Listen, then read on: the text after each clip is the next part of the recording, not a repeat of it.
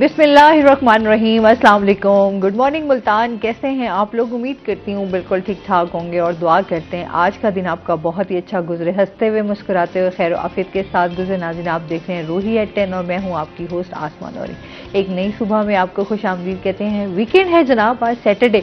अच्छा, जब भी सैटरडे आता है ना, यकीन करें थोड़ी सी खुशी भी होती है कि जी वीकेंड है, संडे को हमारा ऑफ होगा और हम थोड़ा सा रेस्ट कर सकेंगे। और आगे माह रमज़ान जो है, जैसे आपको पता है कि माशाल्लाह से स्टार्ट होने वाला है, तो उसकी भी हमारी तैयारियां चल रही हैं। उसमें तो बिल्कुल हमें कोई ऑफ नहीं मिलेगा, पूरे 30 दिन आपके साथ ही होंगे हम इंशाल्लाह। और साथ साथ बात करूं कि इस टाइम जो मुल्तान का मौसम हुआ है वो बहुत ही खुशगवार, बहुत ही खूबसूरत। आज जो सुबह है, यकीन करें ठंडी और हल्की हल्की ऐसे धुंध सी पड़ी हुई है, बड़ा ही प्यारा मौसम हुआ है। और मेरे ख्याल में ये संडे या मंडे तक ये मौसम जो है वो इसी तरह रहेगा, बारिश भी हो सकती है, चांसेस हैं। तो जिस तरह मौसम खुशगवार हुआ है, इसी तरह आपने अपनी ज़िंदगी को भी खुशगवार बनाना है। वो कैसे? वो इसी तरह कि आप हंसते रहें, मुस्कुराते रहें और मोहब्बतें बिखेरते भी रहें और समेटते भी रहें। हमें कहती हूँ ज़िंदगी में ना, मेरी यही एक मैसेज होता है कि आप इंसान, हम जहाँ भी काम कर रहे हों, घर में भी हों, आपके रिश्तेदार हैं, आपके दोस्त हैं, आपके जहाँ पर आप काम करते हैं, उन सब के साथ आपका एक ताल्लुक जो है वो बड़ा अच्छा होना चाहिए, बड़ा मजबूत किस्म का होना चाहिए। और उसी से ही आपका जो है इखलाक की हमेशा बात करते हैं। जब आप किसी के साथ बैठते हैं, किसी के साथ टाइम गुजारते हैं, तो ऑब्वियसली आपको आइडिया हो जाता है कि किस तरह का इंसान है, तो आप उसी तरीके से हुआ। तो बेहतर है अगर कोई बुरा भी है तो आप उसके साथ अच्छे से पेश आएँ। हजूर पाक सल्लल्लाहु अलैहि वसल्लम का फरमान भी मैं यहाँ पर लाजमी शेयर करूँगी। उनका फरमान है कि अगर कोई आपके साथ नेकी नहीं कर रहा तो कोई बात नहीं, आप अपनी तरफ से जो है वो नेकी करते रहें, आप नेकी मत छोड़ें। आप खैर, जो कहते हैं ना, खैर और भलाई, वो आप लोगों के साथ करते रहें। इसका अजर जो है वो आपको दुनिया में नहीं मिलना, इसका अजर आपको सिर्फ अल्लाह ताला ने देना है। तो यही सोच जब आप रख कर चलेंगे ज़िंदगी में कि इंसान ने सिर्फ खैर और भलाई हम लोगों ने करनी है, लोगों के साथ आसानियाँ तकसीम करनी है, तो आप खुद देखेंगे कि आपकी ज़िंदगी की बहुत सारी मुश्किलात, बहुत सारी परेशानियाँ जो है वो आसान हो जाएंगी। ये एक मैसेज भी था, मैंने कहा अपने व्यूवर्स के साथ लाजमी शेयर करूं। और जश्न बहारा का फेस्टिवल भी चल रहे हैं जनाब, लोग बड़ा एंजॉय भी कर रहे हैं और साथ साथ हमारे साथ गेस्ट भी मौजूद होंगे। वैसे आज जो हमारे साथ गेस्ट मौजूद हैं वो हमारे रोही के रिपोर्टर हैं जी, सैयद ज़ुहैब बुखारी। अस्सलाम वालेकुम। वालेकुम सलाम। कैसे हैं आप ज़ुहैब? ठीक ठाक हैं? वेलकम करते हैं अपने शो में। Thank you very much. अच्छा जी, आज ज़ुहैब से हम बात करेंगे, मुल्तान की टॉप स्टोरीज के हवाले से भी बात होगी, थोड़ा जश्न बहारा का फेस्टिवल ये कवर करते रहे, उस हवाले से भी बात होगी कि किस तरह लोग जो है वो इस फेस्टिवल को एंजॉय कर रहे हैं। अच्छा, जश्न बहारा जिस तरह है, उसमें यही होता है ना कि लोगों के लिए, तफरीह के लिए बड़ा एक अच्छा सजाया जाता है। यूँ समझिए आप, उसमें आपको सकाफती रंग भी नजर आएंगे, उसको आपको म्यूजिक भी होगा, उसमें बच्चों के लिए भी इंटरटेनमेंट होती है, तो लोग बड़ा एंजॉय कर रहे होते हैं। तो कैसा रहा कल का? आप इवेंट भी जो है वो कवर कर रहे थे ज़ुहैब। बिस्मिल्लाहिर्रहमानिर्रहीम। जैसे कि देखा कि PHA की जानिब से जो है वो मुल्तान में जश्न बहारा का 3 रोज़ का जो है वो इनकाद किया गया और हर तरफ जो है वो खूबसूरत फूलों की जो है वो बहार है, रंगों की बहार दिखाई दे रही है। बड़ा खूबसूरत। जब हम कल कवरेज के लिए वहाँ पर मौजूद थे, कल जुम्मे का रोज़ भी था, जुम्मे को वैसे भी रश होता है, तो देखा वहाँ पर कुछ अलग से माहौल जो है वो देखने में मिला, क्योंकि मुल्तान में इस तरह की जो एक्टिविटीज़ हैं वो बहुत कम ही मुल्तानियों को जो है वो नसीब होती है। यकीन करें, वैसे मुल्तान में बड़े इवेंट्स कम होते हैं। अब अगर आप लाहौर चले जाएं, आप इस्लामाबाद चले जाएं, आप चले जाएं, आप वहाँ आपके कुछ ना कुछ इस तरह की एक्टिविटीज हो रही होती हैं। बिल्कुल, बट मुल्तान में बड़ी कम एक्टिविटीज है। बिल्कुल ऐसे होते हैं मुल्तान। फिर अगर मुल्तान को ये मौका मिल भी जाता है तो फिर मुल्तानी उसको जाने नहीं देते।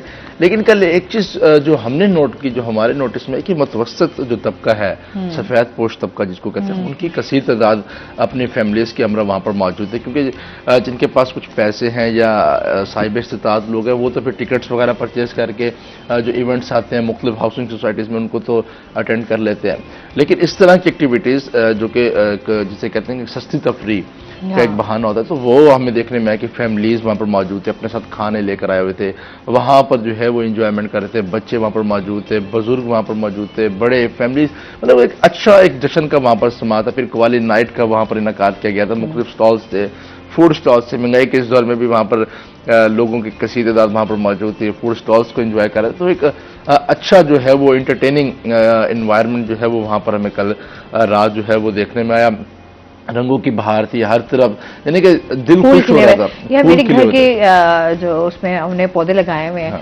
हैं, यकीन करें लॉन में, तो बड़े माशाल्लाह खूबसूरत, और सुबह सुबह बड़ी अच्छी वाइब देते हैं। यकीन करें, मैं सुबह बिल्कुल सुबह ऐसा। उठती हूँ, कमरे से निकलती हूँ, फौरन मैं सीधा उधर जाती हूँ और मैं ग्रीनरी देखती हूँ, इतना सुकून मिलता है, इतना ऐसे आंखों को ठंडक आती है ना, यकीन करें। और ये बिल्कुल। बड़ा आपके लिए, आपकी हेल्थ के लिए भी बड़ा अच्छा है, और आपके मेंटली पीस के लिए बहुत अच्छा है बहुत कि अगर बहुत आप अच्छा है। ग्रीनरी देखें। हाँ बिल्कुल, ग्रीनरी इसके बारे में ये कहेगा कि आप गार्डनिंग जिसका पेशा होता है या गार्डनिंग हाँ जिसकी हॉबी होती है, तो ये एक बड़ा अच्छा कि आपको एक अलग एहसास देता है, हाँ। क्योंकि उसके साथ कुछ यादें होती हैं, फूलों के साथ कुछ यादें होती हैं इंसानों की। ज़रेब की मुझे लगता है कुछ यादें हैं फूलों के साथ। हाँ। नहीं, कुछ खास यादें नहीं है, अच्छा। लेकिन कुछ यादें होती हैं, कुछ जो आपको वो खुशबू आ रही होती है, वो आपको कहीं ना कहीं ले जाती है। हाँ। जब उसमें बंदा बस गुम ये होता है आपने ना। अभी कहीं नहीं जाना, आपने अभी इधर ही शो में रहना है। मैं यहीं पर मौजूद हूँ। मैंने कहा क्योंकि आज बाहर का मौसम भी कुछ बहुत मजेदार है शानदार ना। है, लेकिन इसके बाद जो गर्मी आएगी वो नाकाबिले अच्छा, बर्दाश्त मुझे है। लगता है कि जब भी माह रमजान आता है ना, उससे पहले जो वाला टाइम होता है, वो इसी तरह बारिशें हो रही होती हैं और मौसम बड़ा खुशगवार हुआ होता है। बिल्कुल ऐसे। क्योंकि ये बताएं, आप देखें अल्लाह की रहमतें और बरकतें समेटने वाला टाइम आ रहा है, तो उसमें पहले वेलकम के लिए इस तरह का मौसम जो है वो आ गया है। तो ये बड़ा एंजॉय करने वाला मौसम भी है, और बड़ा इसको कहते हैं ना, आप इस मौसम का फायदा भी उठाएं। हाँ, अच्छा, मैंने देखा कि आज काफी यानी कि ठंड और धुंध भी देख रहे हैं। मैंने कहा शायद बाहर निकलेंगे तो लोग, किसी ने घर में स्वेटर पकोड़े पहना बन होगा। रहे होते हैं ना इस मौसम में भी। हाँ। अच्छा, मैंने एक चीज नोट की, मैंने कहा शायद लोगों ने स्वेटर या गर्म अलबुसात फिर से निकाल लिए होंगे और पहन लिए होंगे, लेकिन तो कुछ भी जो है वो इस तरह नहीं, लोगों ने आज पहने हुए हैं, हमारी अपनी टीम ने भी काफी लोग आज। लेकिन जाहिर सी बात है, जो लोग बाइक पर आ रहे होते हैं उनके लिए ये होता है कि ठंड होती है, ठंडी हवा चल रही होती है, और जो साइकिल पे भी होते हैं, जो पैदल भी चल रहे हो, तो ठंड तो हल्की सी सुबह थी, बड़ा अच्छा मौसम था। बड़ा गाड़ी में तो आपको नहीं महसूस होता, हाँ। जाहिर सी बात है। जो गाड़ियों पे आ रहे थे उनको तो खास, जो बाइक्स पे आए हैं वो तो फिर पूरा लुत्फ अंदोज होकर जो है वो, जिसने अच्छा, बाइक पे भी सफर करने का ना अपना एक अलग मजा है। बड़ा अरसा हो गया वैसे मैं बाइक पे बैठी। अच्छा, ये भी है कि मौसम हो ऐसा और फिर वीकेंड हो, फिर मजा और दुबाला हो जाता है, क्योंकि वीकेंड पे जो है वो अक्सर लोग अपने घरों को भी जाते हैं, यानी वीकेंड एक ऐसा डे होता है कि अच्छा, वीकेंड, क्योंकि हम वीकेंड को दो तरीके से देखते हैं। कुछ लोगों का ना फ्राइडे ऑफ होता है और कुछ लोगों का संडे, जिस तरह हम लोगों का संडे ऑफ है, तो जाहिर सी बात है हमारी पूरी टीम भी आपका संडे का इंतजार कर रही होती है कि वीकेंड चले, एक दिन तो आता है भी रेस्ट करने का। रेस्ट करने वो भी खैर हमारा रेस्ट में नहीं गुजरता, क्योंकि आपका पूरा वीक हम इधर होते हैं, और उसके बाद फिर आपके जो काम होते हैं वो बड़े पेंडिंग होते हैं। अच्छा, कहते हैं आप चले वीकेंड आएगा, आपको ऑफ होगा तो आप उसी दिन उसको कर लेंगे, लेकिन वो टाइम भी आपका जो है घर में रेस्ट में नहीं होता, वो आप पेंडिंग काम उसी में ही कर, वो उल्टा ज्यादा स्पेंड हो जाता है आपके। हाँ, और फिर फैमिली आपसे शिकायत कर रही होती है, एक दिन छुट्टी है तो हमारे साथ स्पेंड करो ना, अब ये क्या मसला है। शिकायत के तो हम बाहर लगे होते हैं कि बस एक होता है संडे भी लोग, तो हम क्योंकि हम संडे के दिन हम ड्यूटी पे होते हैं, तो नाश्ता भी हमने लाइव दिखाना होता है, और संडे के रोज जो शहरी बाहर निकले होते हैं उनको भी, तो हमारा तो इस काम में निकला। जैसे मेरी ट्यूसडे को होते हैं, ट्यूसडे को कोई खास एक्टिविटी तो है वो नहीं होती, लोग कहते हैं कि ये पागल है यार, ट्यूसडे को छुट्टी करके बैठे। अच्छा, ये तो हमारी चिट चैट चलती रहेगी नाज़रीन के साथ। थोड़ा सा हम अपनी मुल्तान की जो स्टोरीज हैं उनको भी डिस्कस कर लेते हैं कि इस टाइम हमारे मुल्तान में क्या क्या हो रहा है। अच्छा, FBR के हवाले से जान लेते हैं इस इदारे के कि टैक्स अदा ना करने वालों के गिर्द जो है वो घेरा तंग करने का फैसला। पंजाब के आम इंतखाबात के हवाले से भी बात होगी, लेकिन सबसे पहले FBR का कर लेते हैं कि टैक्स के हवाले से ये हमेशा बातें तो होती हैं, लेकिन वही बात आ जाती है कि टैक्स एक छोटे और आम तबके के लोगों पर जो है वो टैक्स बहुत ज़्यादा उनके ऊपर डाल दिया जाता है। जो बड़े लोग होते हैं वो तो मगरमच्छ कहते हैं तो ज्यादा बेहतर है। वहाँ मतलब ये एक वर्ड ऐसा है कि जाहिर सी बात है कि जो बड़े लोग हैं, जो थोड़ा जिस हम कहेंगे, तो वो कोई ना कोई इस तरह का रास्ता इख्तियार कर लेते हैं जिसमें से वो खुद को आसानी से ले जाते हैं, बाकी जो है वो बर्डन आम बंदे पर आता है, आम पर आता है। देखिए, हमेशा से एक रवायत रही है, मुश्किलात का सामना जो है वो गरीब को करना पड़ता है। पेट्रोल की कीमत बढ़ती है तो उसका डायरेक्ट इम्पैक्ट गरीब आदमी पे पड़ता है। महंगाई की इतनी लहर है कि हुकूमत के लोग भी बेबस हैं, क्योंकि हम कल भी इंटरव्यू कर रहे थे एक बड़ी सियासी शख्सियत का, तो वो भी कह रहा है वो हुकूमत में ही है और वो भी बड़ा बेबस, तो कह रहा है कि पेट्रोल की कीमत में जो है वो इजाफा हुआ है और 5 रुपये इजाफा, यानी डायरेक्टली आपको अगर पेट्रोल की कीमतें बढ़ेंगी तो महंगाई तो ऑटोमेटिकली होगी। तो खैर टैक्स की जहां तक हम बात कर रहे थे, तो एफबीआर की जानिब से जो है वो टैक्स अदा न करने वाले, क्योंकि अभी भी उन्होंने अपना जो टारगेट था वो कंप्लीट नहीं किया गया था, और जिस तरह वो तारीखों में इजाफा करते गए और लोग टैक्स नहीं अदा करते, अवेयरनेस नहीं है मेरे ख्याल में शायद लोगों को कि हम टैक्स क्यों अदा करें। एक तो ये भी नैरेटिव दिया जाता है लोगों की जानिब से कि जो टैक्स है वो तो जो हुकूमत में बैठे लोग उन पर सर्व हो रहा है, हमें क्या इम्पैक्ट होगा, क्योंकि ये होता है कि कौमी फरीज़ा है, आपका दिया हुआ पैसा आप ही पर, आपकी फलाह के लिए खर्च आज तक कब खर्च हुआ। मैं तो हमेशा सवाल ये करती हूँ, हम टैक्स पे करते हैं, उस टैक्स का हम लोगों को आज तक क्या फायदा हुआ। हम कहा जाता है कि जी टैक्स जब आप पे करते हैं तो आपको बड़ा रिलीफ मिलता है, आपके फलाही, आपके इलाज के हवाले से, आपके यहाँ पर हमारे रोड को देख लें, हमारे जो खाने पीने की अशियां हैं, कहाँ रिलीफ है, कहीं भी नहीं है।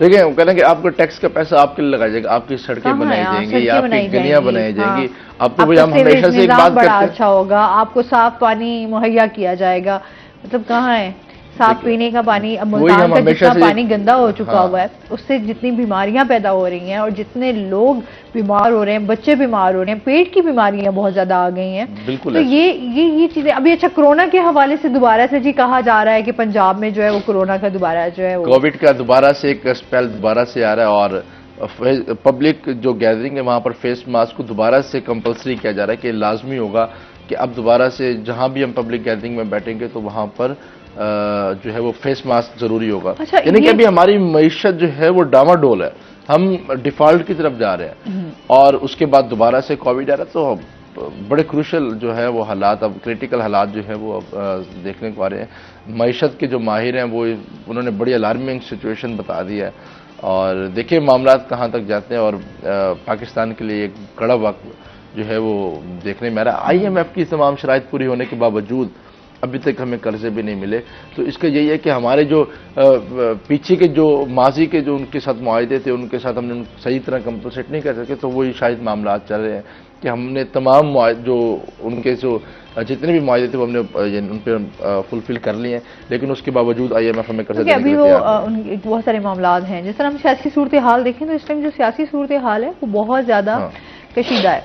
फिर हम लोग देखते हैं कि जिस तरह की चीज़ें हो रही हैं हमारे मुल्क में, अल्लाह माफ़ी दे, ये चीज़ें नहीं होनी चाहिए। हमारा जो मुल्क का इमेज जा रहा है उसकी वजह से हमारे मुल्क के हालात और लोग जो है वो बाहर के ममालिक भी हमारे ऊपर ट्रस्ट नहीं कर पा रहे, तो ये चीज़ें जो है वो बहुत ज़्यादा हमारे मुल्क को तबाह कर रही हैं, उनके लिए अच्छा नहीं है। हमारे हुक्मरानों को सोचने का इस टाइम ज़रूरत है कि बस कर दें, ये ब्लेमिंग गेम्स पता नहीं कब ख़त्म होंगी, आज तक नहीं ख़त्म। मैं कल मरियम नवाज की एक तकरीर सुन रही थी जिसमें उन्होंने एक स्टूडेंट्स इवेंट पे उन्होंने वो अपनी खिताब कर रही थी, और मैं कमाल हो गया ख़वातीन पे, वहाँ भी वो डिस्कस जो है वो इमरान खान साहब को कर रही हैं। आप खुदा का नाम लें, बस कर दें, आप एक अच्छा मैसेज डिलीवर करें जो आप चाहती हैं कि हमारी नेशन के लिए, हमारे स्टूडेंट्स के लिए, या हमारी जो यूथ है उसके लिए कुछ अच्छा जाए मैसेज। उसमें से किसी बेटे एक लड़की ने सवाल पूछा कि मैं एंकर बनना चाहती हूँ, तो उसके जवाब उन्होंने कहा कि एंकर बनना है तो वो 30 लाख रुपए जो है वो तनख्वाह लेते यार बस कर दे ये। अच्छा, इस तरह की मैंने कहा ये मशवरा तो मैंने फिर आपको भी देना था कि 30 लाख रुपए जो है वो तनख्वाह देते।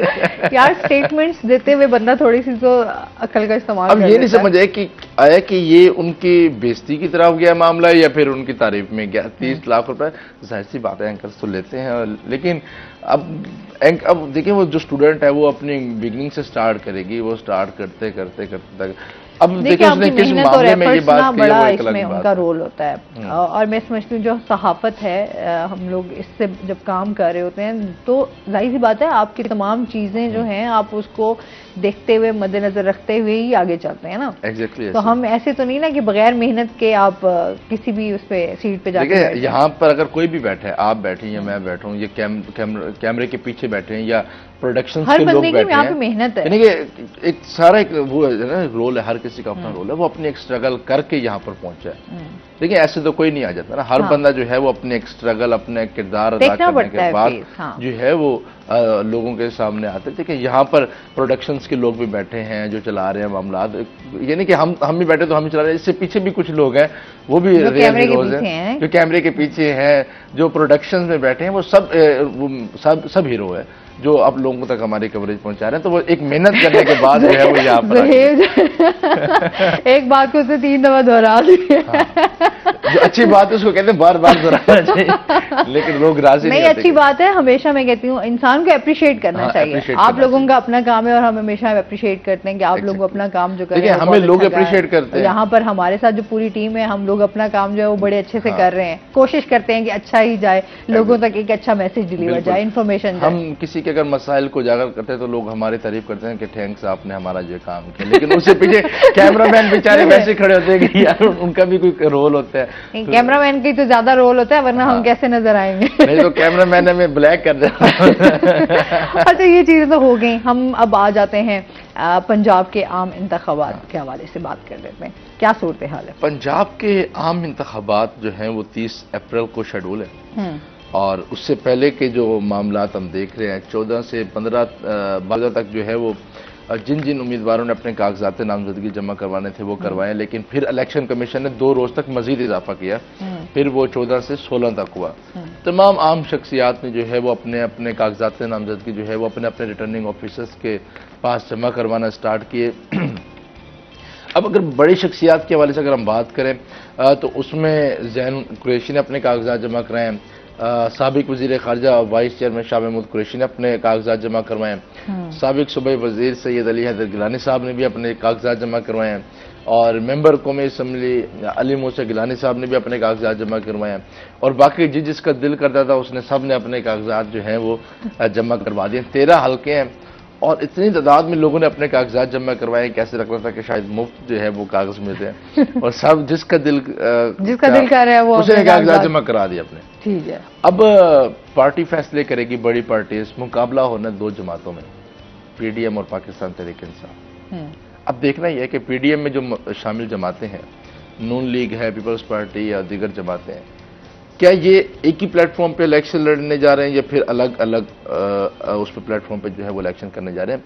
आसिफ जरदारी जब मेलसी आए थे तो उन्होंने एक स्टेटमेंट दी थी कि पीपल्स पार्टी के हम जो है वो, अब हम पीडीएम का हिस्सा नहीं, हम पीपल्स पार्टी से जो है वो अपने झंडे से जो है वो इलेक्शन लड़ेंगे। अब देखना यह है कि इसका इम्पैक्ट कितना पड़ेगा 30 अप्रैल को। अच्छा, दूसरी सेकंड बात जो है वो बड़ी इंपॉर्टेंट ये है, अहमियत के हामिल ये है कि अब देखना यह है कि इलेक्शंस कुछ कि बाज़ हल्कों में ये भी कहा जा रहा है कि इलेक्शन नहीं होंगे, बाज़ सियासी हल्कों में भी ये बात कही जा रही है और बाज़ सहाफ़ती हल्कों में भी ये बात कही जा रही है कि इलेक्शन नहीं होने। अब निगरान जो हुकूमत बैठी है उसका बेसिक पर्पज़ ये इलेक्शंस करवाना है, लेकिन अब देखना यह कि जिस तरह माहौल बनाया जा रहा है, इमरान खान की जो है वो गिरफ्तारी के मामलात हैं, कल जिस तरह इमरान खान लाहौर हाई कोर्ट गए, पूरे मीडिया में देखा, पूरे पाकिस्तानी कौम ने देखा कि जिस तरह कारकुनान की कसीर तादाद जो है वो लाहौर हाई कोर्ट में जमा थी और काफिले की सूरत में, और इस तरह के मनाजिर हम पहली दफ़ा देखने में आ रहे हैं कि एक लीडर जो है वो पेशी पे जा रहा है, हाई कोर्ट जा रहा है, उसके साथ पूरा एक जलसा ही बना दिया जाता है, उसको पूरी रैली की सूरत इख्तियार जाती है। खैर ये तो उनकी पॉपुलैरिटी और हुकूमत के लोग भी जो है वो इसको कहते हैं कि इमरान खान की पॉपुलर लीडर हैं, और कहते हैं ना तारीफ वो जो दुश्मन भी करे। तो ये एक मुहावरा था जो हमने कहा। खैर अब देखना यह है कि 30 तारीख को, नहीं वो ये है ना, उनकी मकबूलियत के हवाले से बात करें तो कोई शक नहीं है ना, हम डिनाई कर ही नहीं सकते, लेकिन ये है कि बस हम ये चाहते हैं कि हमारे मुल्क के लिए कुछ बेहतरी हो। अब बस हो गई है, हम कहते हैं चाहे कोई भी हो, लेकिन हाँ कुछ मेरिट पे कुछ चीज़ें ऐसी होनी चाहिए जो हमारे मुल्क की बेहतरी के लिए हो। बस अब आवाम भी बहुत ज़्यादा तंग आ चुकी है, और हमारे यहाँ पे जो मुल्क के हालात हैं, हर बंदा आपको परेशान दिखाई दे रहा है बहुत ज़्यादा। मईशत का जो इस टाइम हमारा है ना वो बहुत ही बुरा हाल है। एग्जैक्टली ऐसे मईशत का तो जैसे कहते हैं भट्ठा ही बैठा होगा। और सियासत तो ऐसे बदनाम हो चुकी है, सियासत के हवाले से अगर हम बात करें तो सियासत का एक तमाशा बनकर रह चुका है। यकीन करें जब लोगों के हम अपने लीडर्स जो आम सी बात है, जब इलेक्शन आते हैं तो हर पार्टी महंगाई महंगाई महंगाई महंगाई। अच्छा, इस पर मजीद हम बात करेंगे नाज़रीन, अभी हमने जाना ब्रेक पे, हमारे साथ रहिएगा।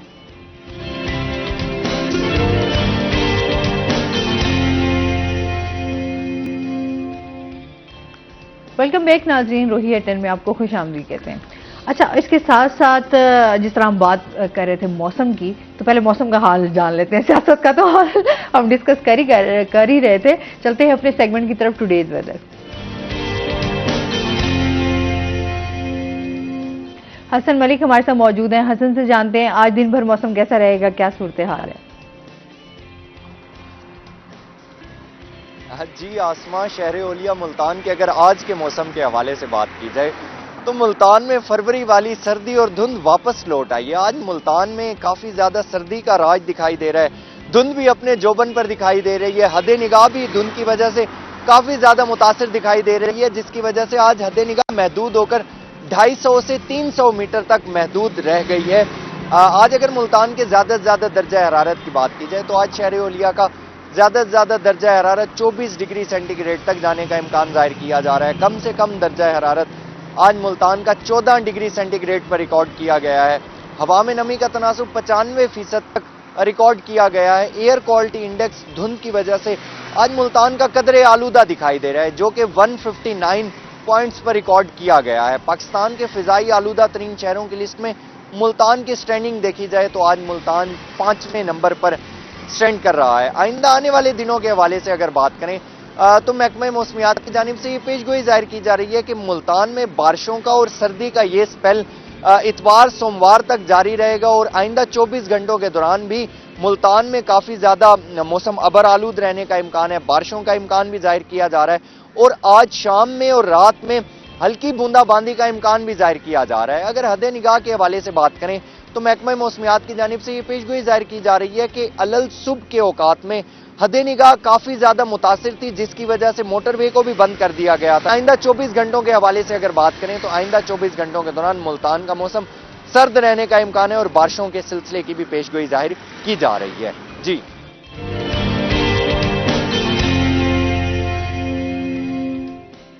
बहुत शुक्रिया हसन मलिक आपका। अच्छा, हसन को देख रहे थे कि वैक्यूम उसको अच्छी खासी सर्दी लग रही है। सही है। अच्छा, इसके साथ साथ हम बात कर रहे थे एक तो सियासत की कि पंजाब के आम इंतखाबात की, और फिर कौन से इस टाइम जो बड़े उम्मीदवार हैं वो इलेक्शन में हिस्सा ले रहे हैं, उसके हवाले से भी बताएं।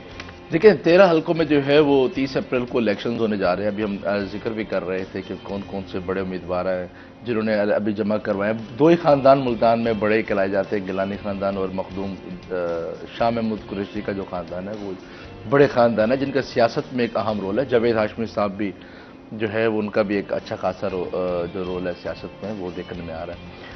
तो गिलानी खानदान से भी दो क्या लगता है, क्या सूरत हाल है? वैसे आप कवरेज करते रहते हो पाकिस्तान पीपल्स पार्टी के हवाले से भी, आपकी तो बहुत सारी उस पर आ रहे होते हैं, हम देख रहे होते हैं।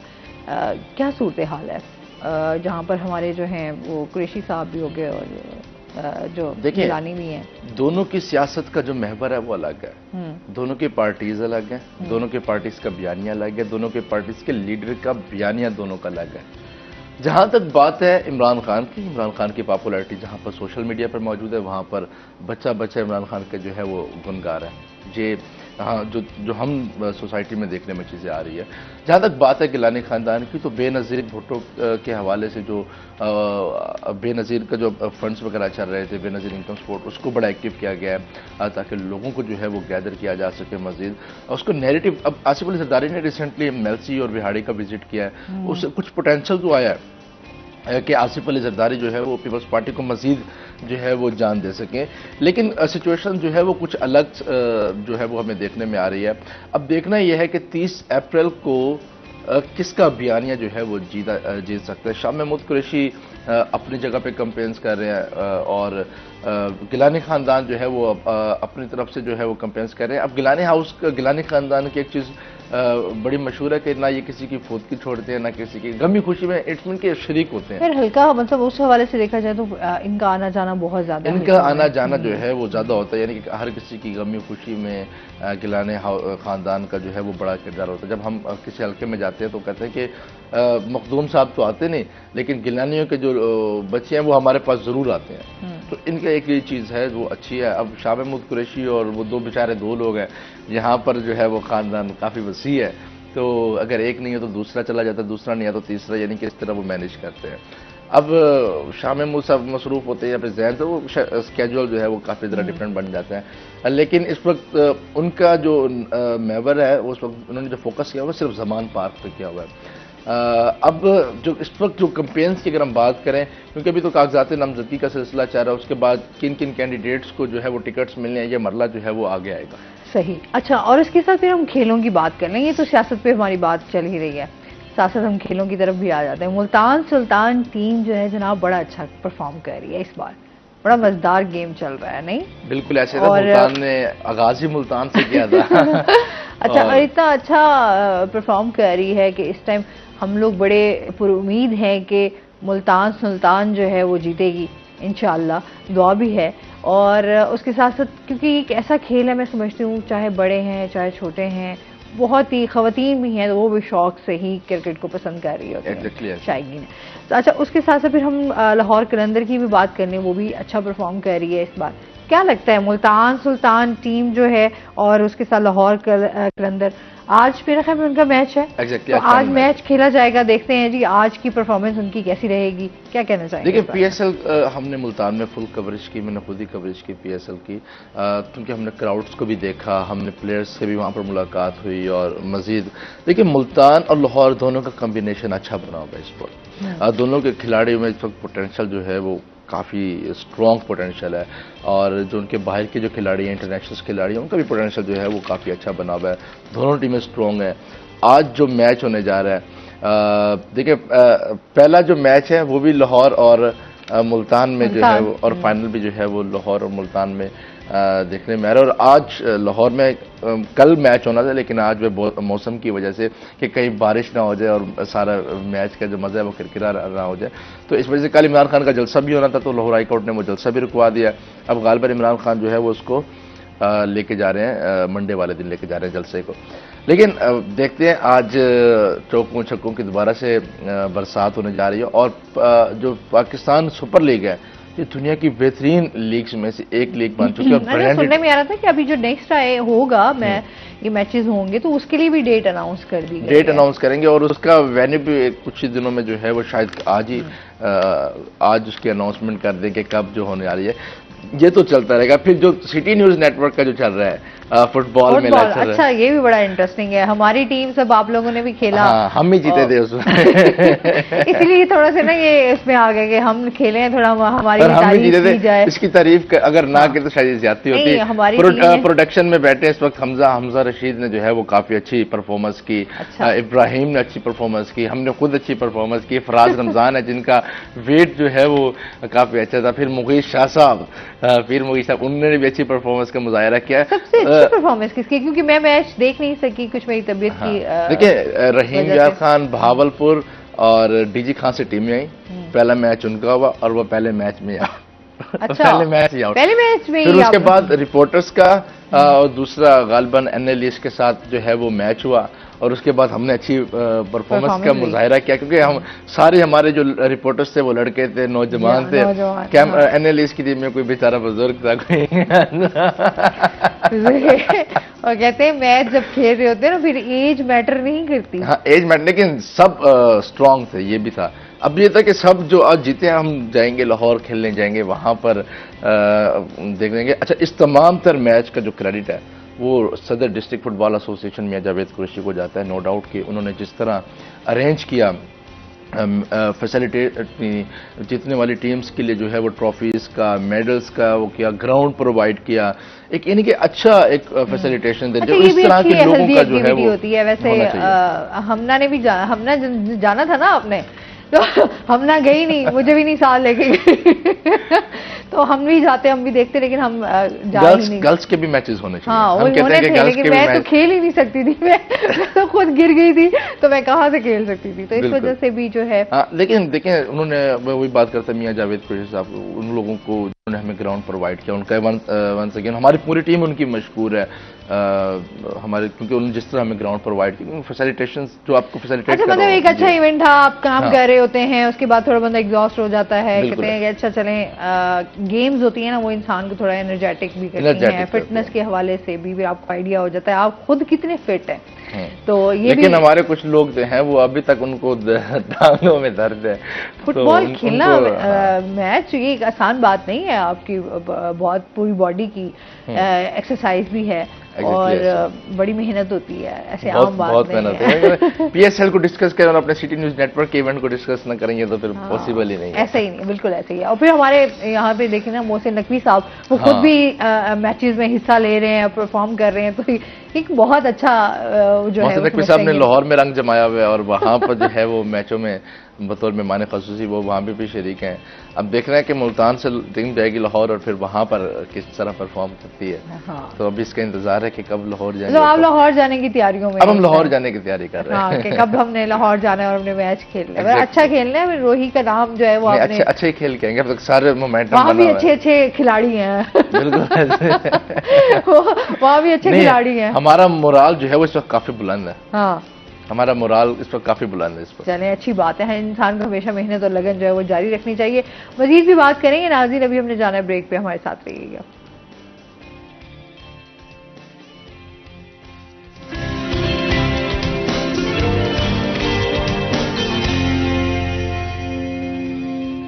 वेलकम बैक नाज़रीन, रूही एट 10 में आपको खुश आमदीद कहते हैं और चलते हैं अपने सेगमेंट की तरफ, हेल्थ टिप। अच्छा जी, आज हम बात करने जा रहे हैं नारियल पर, कोकोनट पे। आपको पता है कि ये भी हर जो भी लोग इसको पसंद करते हैं वो बड़े शौक से इसको खाते भी हैं और इसका पानी भी पिया जाता है बड़े शौक से। अगर हम बात करें कि किस तरह आपको फ़ायदा देता है, तो नारियल का जो पानी है वो आपकी सेहत के लिए बहुत ज़्यादा मुफीद है। अच्छा, जिन लोगों को शुगर होता है ये उनके लिए भी बड़ा मुफीद है, और साथ साथ जिनको जोड़ों का मसला होता है उनके लिए बहुत ज़्यादा फ़ायदेमंद है।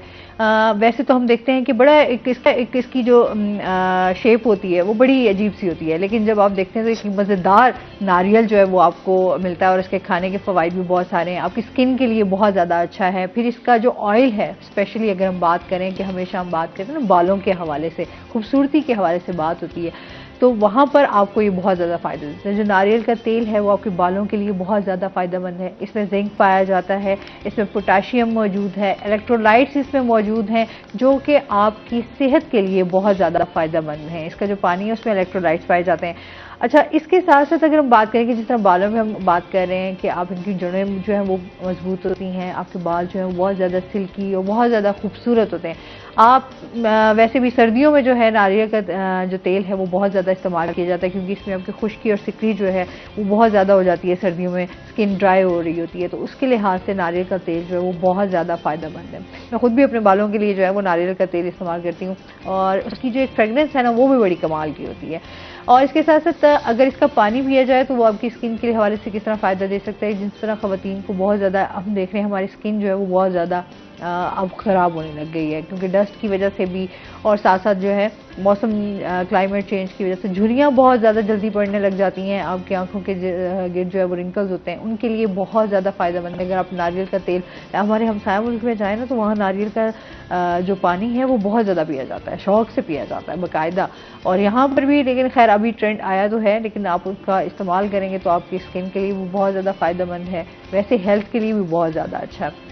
जिन लोगों को जो है स्टमक के हवाले से इश्यूज रहते हैं, जोड़ों के हवाले से, हड्डियों को बड़ा मजबूत करता है, तो नारियल आप खानों में भी हमारा कितना जो है वो इस्तेमाल होता है। जिस तरह हम घर में डेजर्ट्स बनाते हैं तो उसके लिए जो है वो आप कहते हैं ना गिरी के इस्तेमाल लाजमी करें, तो वो बड़ी मज़ेदार लगती है खानों में, डिज़र्ट्स में। हमारे त्यौहार हों, कोई खुशियाँ मनाई जा रही हैं, सेलिब्रेशन हों, तो उसमें आपकी डिज़र्ट्स जो बनाई जाती हैं उनमें लाजमी आपके जो है वो नारियल इस्तेमाल किया जाता है। बहुत ज़्यादा फ़ायदेमंद है हर तरीके से। मैं समझती हूँ, मैं हर बात हमेशा कहती हूँ जब भी हेल्थ टिप दे रहे होते हैं कि अल्लाह की बहुत सारी रहमतें और बरकतें हैं हमारे पास, यकीन करें। बहुत सारे ऐसे फल जो सीजनल आपको हमेशा फ़ायदा देते हैं, जैसे अभी भी फ्रूट्स आए हुए हैं सीजनल, वो आपकी सेहत के लिए बहुत अच्छे हैं। जिस तरह स्ट्रॉबेरी है, अभी गर्मियाँ जैसे आगे मज़ीद आएंगी उसमें आपका तरबूज भी आ जाएगा, खरबूजा भी चल रहा है, तो वो आपकी सेहत के लिए जो है वो बहुत ज़्यादा फ़ायदेमंद है। फ्रूट्स अच्छे, आप कहते हैं ना जब अच्छी सेहत होगी तो आप अपने तमाम काम भी अच्छे तरीके से कर सकते हैं, तो लिहाजा अपना ख्याल रखना चाहिए बहुत ज़्यादा। हमारे आगे भी फ्रूट्स पड़े हैं कुछ। हाँ, ये फ्रूट्स भी मज़ेदार हैं। हाँ। और जाहिर सी बात है मॉर्निंग के हवाले से हम बात करें तो आपको हमेशा कहते हैं ना कि अच्छी ग़िज़ा जो है वो आपको हमेशा तंदुरुस्त रखती है। अच्छा, बिल्कुल, क्योंकि जो डॉक्टर्स हैं वो इस हवाले से ज़्यादा न्यूट्रिशनिस्ट जो हैं वो बताते हैं कि आप चाहे जो भी मौसम है तो सीजनल फ्रूट्स का जो इस्तेमाल जो है वो आपकी स्किन को, आपके जिस्म को, आपकी तवानाई को मजीद तरोताज़ा। अभी जैसे आम भी आ जाएंगे, आम बड़े फेवरेट होते हैं, ये इतने अच्छा ज्यादा आप वो कहते हैं ना, ज्यादा भी खाएं तो वो आपके लिए नुकसानदेह है। स्पेशली हम कहते हैं कि जो शुगर के मरीज हैं उनको तो बिल्कुल भी नहीं खाना चाहिए मीठा, जो कि उनकी सेहत के लिए नुकसानदेह। लेकिन फ्रूट्स आपको हमेशा आपको तवानाई देते हैं, आपको एनर्जी देते हैं, आपके वाइटामिन हो गए, मिनरल्स हो गए, उनको पूरा करते हैं। एग्जैक्टली तो ये चीजें जो है वो आपको सीजनल फ्रूट्स जो है वो लाजमी खाना चाहिए। लेकिन महंगाई भी है। महंगाई भी, हाँ, अभी महंगाई का आपने जिक्र किया। द वन थिंग मैं उसको वेरी इंपॉर्टेंट है, उसको जिक्र करना चाहेंगे कि महंगाई का एक दौर है कि जहाँ पर एक और माह रमज़ान आ रहा है, हम लोगों के लिए आसानियाँ पैदा करनी चाहिए, अपने इर्द गिर्द के लोगों का ख्याल रखना चाहिए। तो लोग जो हैं वो आजकल के ज़माने में अद्वियात ख़रीदना जो है वो कठिन मरला होता है, जो लोग बीमार हैं। इनिशिएट पेश करना चाहूँगा, हमारे एक दोस्त हैं साजिद अली, वो बहरीन से स्पेशल पाकिस्तान आते हैं और वो 3 रोज़ का फ्री कैंप लगाते हैं। उसमें अद्वियात भी फ्राहम करते हैं। मुल्तान में अंदरून हरम गेट का एक इलाका है, उधर खोए वाली गली में आज से कैंप लगेगा और वहाँ पर यानी कि आप हर तरह का अपना टेस्ट करें। और कराची से जो स्पेशल डॉक्टर्स हैं, डॉक्टर यामीन, वो आते हैं यहाँ पर लोगों को जो है वो फैसिलिटेट करते हैं। तो इस तरह के जो इनिशिएटिव वो लोगों को होने चाहिए। और आज की महंगाई के इस दौर में, अब रमज़ान में भी हमें लोगों एक कॉलर भी हमारे साथ। अस्सलाम वालेकुम। हम कहते हैं मैं ठीक हूँ अल्हम्दुलिल्लाह। मलिक फराज हमारे साथ मौजूद हैं, क्या कहना चाहेंगे? जुहैब भाई से सवाल करना चाहूंगा। जुहैब भाई आज तो माशाल्लाह बहुत प्यारे है, लेकिन जुहैब भाई से सवाल ये कि कस्टम की कार्रवाइयों के हवाले से बात की है तो कस्टम की कार्रवाई तो मेरी नजर में तो फिक्र है, क्योंकि मुल्तान के 4 मैं जगह बताऊं, मुल्तान का बेराडा, मुल्तान का नवा शहर से बेराडा की तरफ जाए तो हर जगह पे आपको नॉन कस्टम पे टायर नजर आएंगे। कस्टम वहाँ पे कार्रवाई नहीं कर रहा। इसके अलावा बोसा रोड पे भी बहुत सी दुकानें हैं, वहाँ पे स्मगल्ड माल होता है। इस हवाले से तो कस्टम की कार्रवाई तो बिल्कुल नजर नहीं आ रही। इस हवाले से आप क्या राय रखते हैं? ठीक है जी, बहुत शुक्रिया कॉल करने का जी। Thank you very much. और फराज भाई thank you very much. Faraz भाई ने सवाल ही ऐसे पूछ लिया कि मुझे तो घुसने भी नहीं देंगे अगर मैं उनके आप जवाब दे दूँ तो कस्टम वाला। देखिए हर जगह कुताइयाँ वगैरह होती हैं और फिर मामलात वगैरह, और बड़ा टू द पॉइंट बात है कि जहाँ जो इन्होंने पॉइंट्स बताए हैं, लेकिन स्मगलिंग तो हो रही है, इसमें कोई शक नहीं। आईफोन्स की बात करें, टाइल्स की बात करें, गाड़ियों की बात करें, ज्वेलरी की बात करें, करेंसी की बात करें, तो स्मगलिंग तो यानी कि हो रही है। कस्टम जो है वो इस हवाले से कार्रवाइयाँ भी कर रहा है, अभी हमने डिस्कस भी करना था। और कस्टम्स ने कार्रवाइयाँ जो है वो रोज़ाना की बुनियाद पे की जाती हैं। सिगरेट्स के imported cigarettes, imported mobile phones और दीगर अशिया की जो स्मगलिंग है उसको नाकाम बनाया जाता है। करोड़ों मालियात की जो स्मगलिंग है उसको नाकाम बनाया जाता है। लेकिन कस्टम्स कार्रवाई कर रहा है और कस्टम्स को मज़ीद भी इस हवाले से भी देखना चाहिए। और हम उनको ये बात बावर भी कराएंगे कि इर्द गिर्द की जो जगह हैं आपकी, क्योंकि जो उन्होंने बताया कि कलमा चौक नवा शहर के साथ ही तो ऑफिस है कस्टम्स का, और उन्हीं के चिराग से अंधेरे वाली बात हुई कि वहाँ पर जो है वो टायर्स की स्मगलिंग होती है इम्पोर्टेड, वो एक हब है गाड़ियों का। तो खैर इस हवाले से कस्टम को हम बताएंगे भी सही, और कस्टम जो है वो कार्रवाई भी जरूर करेगा इस हवाले से। अच्छा, ये क्योंकि जाहिर सी बात है कस्टम के हवाले से बात हो रही है स्मगलिंग की, तो ये कार्रवाइयों का सिलसिला मैं समझती हूँ जारी रहना चाहिए, कंट्रोल करना चाहिए इसको, इदारों को। अच्छा, पावर लूम इंडस्ट्री के हवाले से भी बात कर लेते हैं। इस टाइम बहरान का शिकार है क्योंकि हमारी इंडस्ट्रीज जो हैं वो इस टाइम बंद ही हो रही हैं। देखें महंगाई का हर तरफ बोलबाला है, और जिस तरह सूती धागे की कीमतें इस वक्त आसमानों से बातें कर रही हैं, बिजली की कीमतें बढ़ रही हैं, पेट्रोल की कीमतें बढ़ रही हैं, तो वहाँ पर जो जिसने इंडस्ट्री लगाई है वो बहरान का शिकार है। यानी कि अब दोबारा से कोविड आ रहा है तो इंपोर्ट एक्सपोर्ट तो आपकी वैसे बंद है, आपके एलसीज तो वैसे ही बंद है। यानी कि मईशत का जो है वो इस वक्त भट्ठा बैठा हुआ है। आपसे कोई माल लेने को तैयार नहीं, आपको कोई माल देने को तैयार नहीं है कि हम इसको माल देंगे तो ये हमें पैसा कहाँ से देगा। तो नफसा नफसी का एक आलम है, मुआशत डूबी हुई है। और पावर लूम की बात करें तो एक जो जहाँ पर इंडस्ट्री लगी हुई है वहाँ पर कम से कम भी कुछ 50 से 70 जो मुलाजिम है वो वहाँ पर वर्क करते हैं, तो वो डेली वेजेस वाले भी होते हैं। यानी कि जब इंडस्ट्रीज बंद होंगे, जब मालकान पैसा नहीं दे सकेंगे मुलाजिम को, तो जाहिर सी बात है इंडस्ट्रीज तो बंद होंगे। 50% से ज़ायद इंडस्ट्रीज जो हैं वो बंद हो चुकी हैं। जब इस वाले से सदर खालिद कंदील अंसारी से हम गुफ्तगू करते भी रहते हैं तो वो भी ये चीज़ का रोना होता है कि हमारे अपने घर के खर्चे नहीं पूरे होते तो हम मुलाजिम को कहाँ से दें। यानी कि एक इंडस्ट्री बंद हुई तो इसका मतलब कि 70 से 100 मुलाजिम घर बैठ गया, 100 खानदानों के जो चूल्हे हैं वो ठंडे पड़ गए। सियासतदान क्या कर रहे हैं? सियासतदान सिर्फ सियासत सियासत सियासत खेल रहे हैं, मईशत की किसी को परवाह नहीं है, और गरीब जो है वो मरता जा रहा है, मईशत डूबती जा रही है, और इंटरनेशनल जो हमारा इम्पैक्ट जा रहा है वो सबको पता है। जो स्टूडेंट्स हैं वो मुल्क छोड़ रहे हैं, 8 लाख से ज़्यादा स्टूडेंट जो हैं वो इस वक्त मुल्क छोड़ के बाहर चले गए हैं। जिस स्टूडेंट से बात करें, जिस बंदे से बात करें, वो मुल्क छोड़ने के लिए बैठे इस वक्त। जिसका जैक लगेगा, हम मेरा जैक लगेगा तो मैं भी मुल्क छोड़ जाऊंगा। यूथ की अगर हम बात करें तो इस टाइम 90% जो है वो लोग यहाँ से मूव कर चुके हैं, बिल्कुल कर चुके हैं। लोग गैर कानूनी तरीके से जा रहे हैं। अभी एक हादसा जो पेश आया उसमें साबिक इंटरनेशनल हॉकी की प्लेयर्स थी, वो भी अपने ज़िंदगी के लिए, अपने बच्चों के लिए जो है वो जा रही थी रोज़गार के लिए, वो भी बेचारी उसमें जो है वो गैर कश्ती में वो हो गई है। तो लोग गैर कानूनी तरीके से जा रहे हैं। जिसके पास पैसा है वो बाय एयर जा रहे हैं, फिर कानूनी तरीके से जा रहे हैं। जिसके पास पैसा नहीं है वो फिर गैर कानूनी तरीके से जाता है। लेकिन इस वक्त तकरीबन हर बंदे की ये ख्वाहिश है, हर स्टूडेंट की ख्वाहिश है वो किसी न किसी तरीके से पाकिस्तान से मूव कर जाए। तो वो किस लिए मूव कर रहा है सबको पता है कि हमारे मुल्क के हालात हैं। अब स्टूडेंट्स की बात करें, लॉ के स्टूडेंट्स की बात करें, तो वो एक केस चल रहा है, उसको वीसी को हटा दिया गया, फिर एग्जाम्स नहीं हो रहे, यानी कि जिन्होंने लाखों रुपए पे किए हुए हैं 5 ईयर्स के लॉ के, उनके पेपर्स तक नहीं हो रहे, वो बेचारे घर बैठे हैं। कॉलेजेस को बंद कर दिया गया, एजुकेशन सिस्टम का बेड़ा गर्क हुआ हुआ है। हम यानी कि जिस तरफ देखें हमारा कोई खास बहुत सारी चीजें हमारी जो है वो सिर्फ इसकी जो इस टाइम हमारी सियासी सूरत हाल है उसके नजर हुए हैं। बहुत शुक्रिया आपका ज़ुहैब, आप हमारे साथ रहे। और इसके साथ ही नाज़रीन अभी हमने जाना है ब्रेक पे, हमारे साथ रहिएगा। जब हम ब्रेक से वापस आएंगे तो हमारे साथ कुछ और गेस्ट मौजूद होंगे।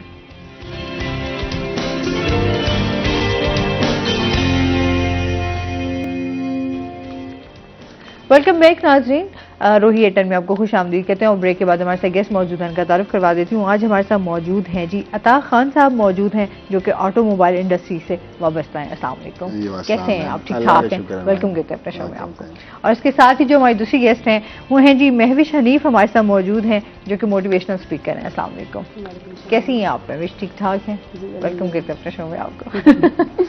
अच्छा जी, आज का जो हमारा टॉपिक होगा वो थोड़ा हम इस इंडस्ट्री ऑटोमोबाइल के हवाले से बात करेंगे। इस टाइम जो गाड़ियों की कंडीशन है, प्राइस है, उस हवाले से बात होगी। आप भी हमें ज्वाइन कर सकते हैं। और इसके साथ ही महविश से हम बात करेंगे कि मोबाइल इस टाइम जो आपको पता है कि हमारी एक ज़रूरत बन चुका है, और आए दिन आपके मोबाइल के हवाले से जो है उसको अपग्रेड किया जा रहा होता है, अपडेट किया जा रहा होता है आपकी बहुत सारी चीज़ें। क्योंकि टेक्नोलॉजी के हवाले से अगर हम बात करें तो दिन ब दिन उसमें इजाफा ही हो रहा है, नई से नई टेक्नोलॉजी लाई जा रही है, अपग्रेड किया जा रहा है।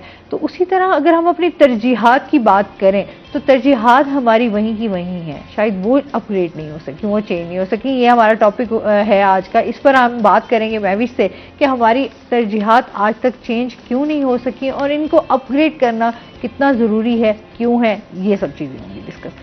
अच्छा जी सर, क्या हाल चाल है? ठीक ठाक हैं सर। ऑटोमोबाइल के हवाले से आप कब से वाबस्ता हैं, थोड़ा सा आपके बारे में जान लेते हैं। मेरा नाम अता खान है, मैं ऑटोमोबाइल इंडस्ट्री से लास्ट 17 ईयर से वाबस्ता हूँ। और इसके अलावा ज्वाइनिंग मेरी जो थी वो 2005 से थी, और अब 2023 है आपके सामने। सही है। तो कैसा एक्सपीरियंस हुआ?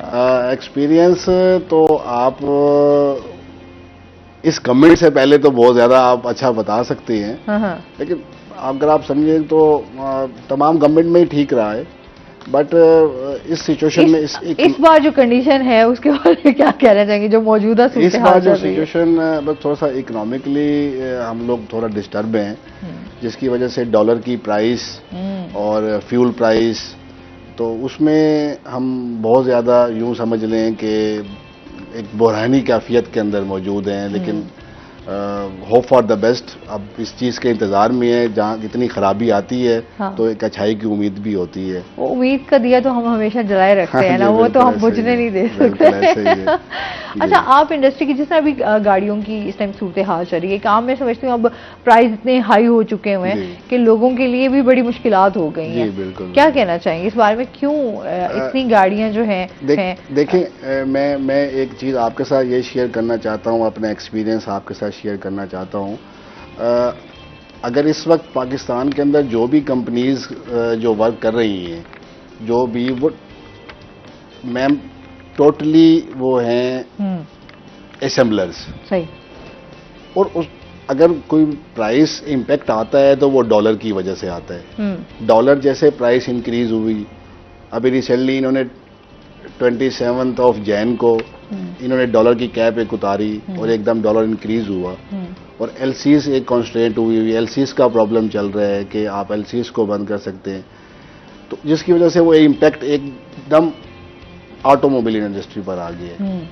आप यूं समझ लें कि डॉलर एक हमारा एक ऐसा वो है कि जब तक हम यहाँ मैन्युफैक्चर नहीं करेंगे कंपनी को अपनी लोकल चीज़ें, नो डाउट तकरीबन 60% तो हम लोकल प्रोड्यूस कर रहे हैं यहाँ पर, लेकिन कुछ चीज़ें ऐसी हैं जो हमें बाहर से मंगवानी होती हैं और वो डॉलर की इम्पैक्ट की वजह से प्राइस इंक्रीज हो जाती है। और इस वजह से जो है हम अब देखते हैं, अच्छा जिस तरह आसानियां हुई पहले कि गाड़ियां छोटी गाड़ी बनाई जा रही थी, लेकिन अभी हम मैन्युफैक्चरिंग की तरफ आए तो उस तरीके से गाड़ियां नहीं बनाई जा रही जिस तरह बनानी चाहिए या आसानी होनी चाहिए। क्या कहना चाहेंगे इस बारे में, क्या रीजन हैं? जी, इसकी वजह ये है कि इसकी एक्सप्लेनेशन तो गवर्नमेंट दे सकती है कि वो असेंबलर्स को अगर ये कहें कि आप मैन्युफैक्चरिंग में आए और इसके अंदर अगर आप लोकल प्रोड्यूस करें गाड़ी को, और इसके बाद अगर जैसे होंडा है, टोयोटा है, सुजुकी है या और प्लेयर्स न्यू मार्केट में आ रही हैं, तो ये टोटली अगेन फिर वही बात कर रहा हूँ कि ये असेंबलर्स हैं। लेकिन आप ये देखिएगा कि नो डाउट हमने जो इस इंडस्ट्री को काफ़ी बूम देखा है, इसमें एक रिसेशन जो आया है ना, वो एक बैंक्स की इंटरेस्ट रेट का भी आया है। अगर इंटरेस्ट रेट अगर आप समझती हैं कि इस वक्त गवर्नमेंट ने 20% किया हुआ है, फिर उसके बाद बैंक का अपना एक होता है, वो लगभग इंश्योरेंस और ट्रैकर मिला के वो 30% पर हो जाता है, तो वो भी एक बाइंग जो लोग लेना चाह रहे थे वो भी एक उनकी कम हुई है। और फिर इस वजह से भी एक आप यूं समझ लें कि इस महंगाई ने भी लोगों के लिए छोटी गाड़ी भी एक थोड़ी सी काफ़ी प्रॉब्लमेटिक हो गई है। अभी रिसेंटली बात भी हो रही थी कि ये एक 3 मिलियन की गाड़ी मकसद है जिसमें एक होंडा आ जाया करती थी या टोयोटा आ जाया करती थी, आज उसमें आल्टो भी नहीं मिल रही है आपको। तो हम तो इस चीज़ में है कि गवर्नमेंट को इसमें सोचना चाहिए कि नो डाउट उनकी प्रायोरिटी फार्मा, ऑयल और फूड होगी इस इकोनॉमिक रिसेशन के अंदर, बट मैं तो यही रिक्वेस्ट कर सकता हूँ, ये भी एक आई डोंट नो, मैं नहीं जानता कि ये मेरी बात ठीक है या आप इख्तलाफ कर सकती हैं, बस गाड़ी जो अब है ना वो अब लग्जरी में नहीं है, ये भी आप एक नेसेसरी नीड है इंसान की। हाँ। तो बस अब हम तो यही दुआ ही कर सकते हैं कि लेकिन आते ये लग्जरी आइटम्स में ही आते लग्जरी आइटम में है, अभी वो गवर्नमेंट की नजर में ये लग्जरी आइटम है। बिल्कुल ऐसे ही। अच्छा जी, मजीद भी आपसे जानते हैं, जिस तरह अभी महविश की तरफ है, महविश क्या हाल चाल है? ठीक है माशाल्लाह, आवाज नहीं निकल रही है, खैरियत है ना? अच्छा, हमारा जो टॉपिक है उस हवाले से आप क्या कहना चाहेंगी? जी, मैं कोशिश करूँगी मैं सारी चीज़ों को कवर करूँ, यानी बात करूँ इस पर कि हमारे मोबाइल जो हैं इसमें अपडेट कैसे हुई, कैसे हमने तरक्की की टेक्नोलॉजी में और कैसे हम पीछे चले गए अपने अखलाकियात में, अपनी क्रिएटिविटी के लिए, क्रिएटिविटी थिंकिंग के लिए, अपने सेल्फ जो हम क्रिएट कर सकते थे उससे। बहुत पहले मैंने पढ़ा था एक दफ़ा कोई इस्लामियत की किताब में, उसमें लिखा था कि सहाबा इकराम अल्लाह ताला को मनाने के लिए पूरी पूरी रात इबादत करते थे, यानी वो मोहब्बत थी और मोहब्बत में समझती बड़ी ताकत वाली चीज़ है। मोहब्बत भी ऐसी अल्लाह ताला से ज़िद के अल्लाह ताला अब हम क़याम में हैं तो हम पूरी रात क़याम करेंगे, तू राज़ी हो जा। अगर हम सजदा कर रहे हैं मोहब्बत की ज़िद के हम पूरी रात सजदा करेंगे और अपने रब को मनाएंगे। तो तब इतना अच्छे से समझ नहीं आई कि एक ही इबादत पर, एक ही पोजीशन पर आप इतना टाइम कैसे खड़े हो सकते हैं। पढ़ लिया, मान भी लिया, लेकिन एक प्रैक्टिकल अगर मैं देखूँ तो मैं पूरी रात क़याम नहीं कर सकती। तो थोड़ा टाइम ऐसे जैसे गुजरा तो अब मैं समझती हूँ उस चीज़ को कि देखें वो मोहब्बत शायद ऐसी थी जो हम मोबाइल उठा के बैठे हैं तो वो बैठे हैं, शायद वो सुबह के अजान भी हो जाती, ओ अच्छा ये तो बहुत टाइम गुजर गया, वो शायद ये मोहब्बत थी या इससे ज़्यादा पाकीज़ा और अमर मोहब्बत थी। उसके साथ ही मैं मोबाइल फ़ोन के बारे में कहूँगी। मोबाइल फ़ोन ने हमारी ज़िंदगी को बहुत एक पॉजिटिव पहलू भी दिया, बड़ी तरक्की भी की, हमें इंफॉर्मेशन इकट्ठा करके दी, बहुत सारी सहूलियात पैदा की, पढ़ाई में, इलाज मुआवजे में, पैगाम रसानी में, हर चीज़ में। उसके साथ कहीं ना कहीं हमारे साथ ये हुआ कि शायद वो पेरेंट्स की मिस्टेक, बच्चों की मिस्टेक, मैं ये कहूँगी बच्चा जो होता है नौज़ायदा बच्चा, एक बिल्कुल छोटा सा बच्चा, उसको नहीं पता क्या है आपके हाथ में वो बच्चा, 7 साल की उम्र है बच्चे की, वो आपके पास बिल्कुल ऐसे है जैसे आप एक नया कंप्यूटर खरीद लें, उसमें कोई सॉफ्टवेयर नहीं, कोई डाटा नहीं पड़ा उसमें, आपने उसमें एक एक फंक्शन ऐड करना है, एक एक डाटा फीड करना है। वो जो बच्चे की 7 साल की उम्र है, उसमें उसने अपने किरदार साजी भी सीखनी है, उसमें उसकी तरबियत भी होनी है, उसने अमली तौर पर कैसे मुजाहिरा करना है, उसने रिस्पॉन्स करना है, रिएक्ट करना है, रिएक्शन करना है, वो सारी चीज़ें, यानी उसकी मेंटल डेवलपमेंट जो था वो सारा उसी प्रोसेस में हो रहा है। बच्चों को मोबाइल देना कोई गलत बात नहीं है, व्हाट्सएप भी कोई गलत चीज़ नहीं है, इंस्टाग्राम है, फेसबुक है, जितने भी इसके फंक्शन हैं, लेकिन ये कहूँगी कि आप अपने बच्चे के हाथ में छुरी उस टाइम पे दे जब उसको सेब काटना आता हो, ना कि वो अपना हाथ काट ले उससे।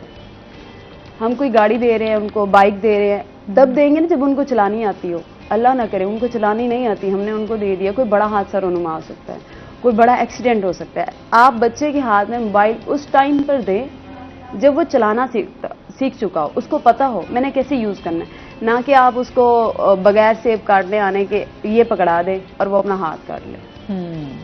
अच्छा, क्योंकि जाहिर सी बात है हम लोग इन चीज़ों को आजकल देख रहे हैं, मोबाइल तो बहुत ज़रूरत है ना इस टाइम उसके बगैर मैं कहती हूँ आप बड़े अजीब सा फील करते हैं। अगर आपके पास मोबाइल ना हो, थोड़ी देर आप 1-2 घंटे भी गुजार लें तो आपको कुछ होने लग जाता है, क्योंकि हमारी सब चीज़ें जो है, हमारा माइंड जो है वो बिल्कुल टोटली डाइवर्ट हो चुका है इसके ऊपर।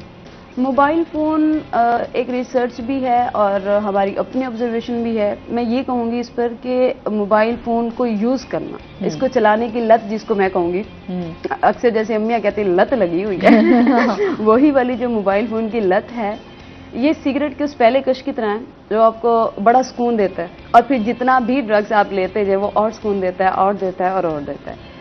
मोबाइल पहले 10 मिनट चलाया तो अगले दिन आप 20 मिनट चलाएंगे, फिर 1 घंटा चलाएंगे। फिर बच्चों में ये माइंडसेट इस तरह से हो जाता है, छोटे छोटे बच्चों को जब हम मोबाइल पकड़ा देते हैं एक टाइम के लिए तो उनको सुकून देता है, लेकिन ये सुकून ज़्यादा टाइम नहीं होता, और जो केमिकल रिलीज होता है इसको यूज करते हैं उसको डोपामिन कहते हैं, वो ज्यादा टाइम हमारे लिए रिलैक्सेशन का बायस नहीं बनता। आप खुद भी देखिए, हम ज्यादा अगर स्क्रॉलिंग कर रहे हैं, आप सोशल मीडिया पे चले जाएं, आप खैर मैं तो अपनी बात करूं, अब मैं ज्यादा मोबाइल, पहले था आपको क्रेज होता था, आपने सोशल मीडिया पर, इंस्टाग्राम पे, आपने अपने फेसबुक पे, आप ट्विटर पे चले गए हैं, आप देख रहे हैं कुछ ना कुछ, बट अब आहिस्ता आहिस्ता ना वो चीजें कम होती जा रही हैं। अब ये होता है कि अच्छा यार क्या देखें, एक ही चीज बार बार आई जा रही है, तो क्या देख, मतलब नहीं दिल करता। यहाँ तक हमें एक चीज का पता है, इससे आगे जो नेगेटिव चीज है वो हम नहीं समझते, हमें ये लगता है कि हम थक गए, हमने ये यहाँ पे रख दिया।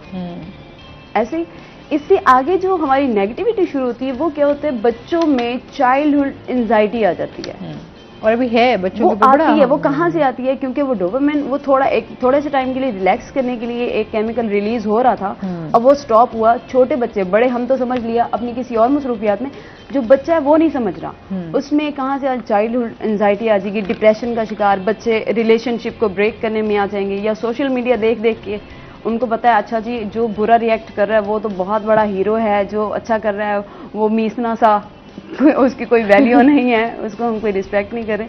तो ये चीज़ बच्चों में डेवलप हो जाती है। अब वो थोड़ा टाइम गुजरता रहा, बच्चा बड़ा हो गया, उसने क्या किया, मोबाइल फ़ोन यूज़ करने में, और आप वही बच्चे को आप अपने साथ ले जाएं, किसी गार्डन में ले जाएं, कोई तितली है, बजाय आप इसके कि उसको इन्फॉर्मेशन, वो जो था सबसे फास्ट कौन भागता था, आपने बच्चे को नाम रटवा दिया। अच्छा जी, सबसे ऊंची वॉल किसी जाती थी, उसका नाम याद करवा दिया। सबसे लॉन्ग ड्राइव किसने की, ये याद करवा दिया। कि सबसे पहले किसने बनाया, ये याद, ये हमने करा दिया। ठीक है, ये एक इन्फॉर्मेशन है, लेकिन प्रैक्टिकल से तो हट गए। आप बच्चे को कभी गार्डन में ले जाए, उसको कोई ये बटरफ्लाई तो पकड़ के लेकर आओ, वो फिजिकली उसमें आपने डेवलप किया, वो डेवलपमेंट हमारी स्टॉप है बिल्कुल।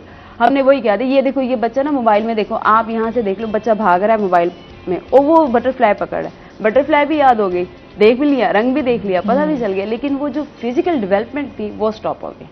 और बड़ा ये ना आजकल हमारी हेल्थी एक्टिविटीज फिजिकल तो है ही नहीं ना, बस हमने मोबाइल पे ही बच्चों को गेम्स का, अब आते ही, मेरी खुद फ्रेंड के बच्चे हैं तो वो आते ही सबसे पहले स्कूल से उनके पास ये होता है कि मोबाइल, तो मोबाइल फौरन उठाना और उन्होंने मोबाइल पे स्टार्ट हो जाना। तो मतलब वो बच्चों का टोटली ध्यान जो है वो मोबाइल की तरफ होता है कि हमने मोबाइल पे गेम्स खेल लेना मोबाइल के हवाले से। अच्छा, तरजीहात हमारी, क्योंकि हम तरजीहात की भी बात कर रहे थे, मोबाइल तो हमारा अपग्रेड साथ साथ होता रहेगा, जिस तरह टेक्नोलॉजी एडवांस होती रहेगी आपकी ये चीज़ें भी उसी तरीके से एडवांस में चलती रहेंगी, अपडेट होती रहेंगी। तरजीहात क्या होनी चाहिए इंसान की?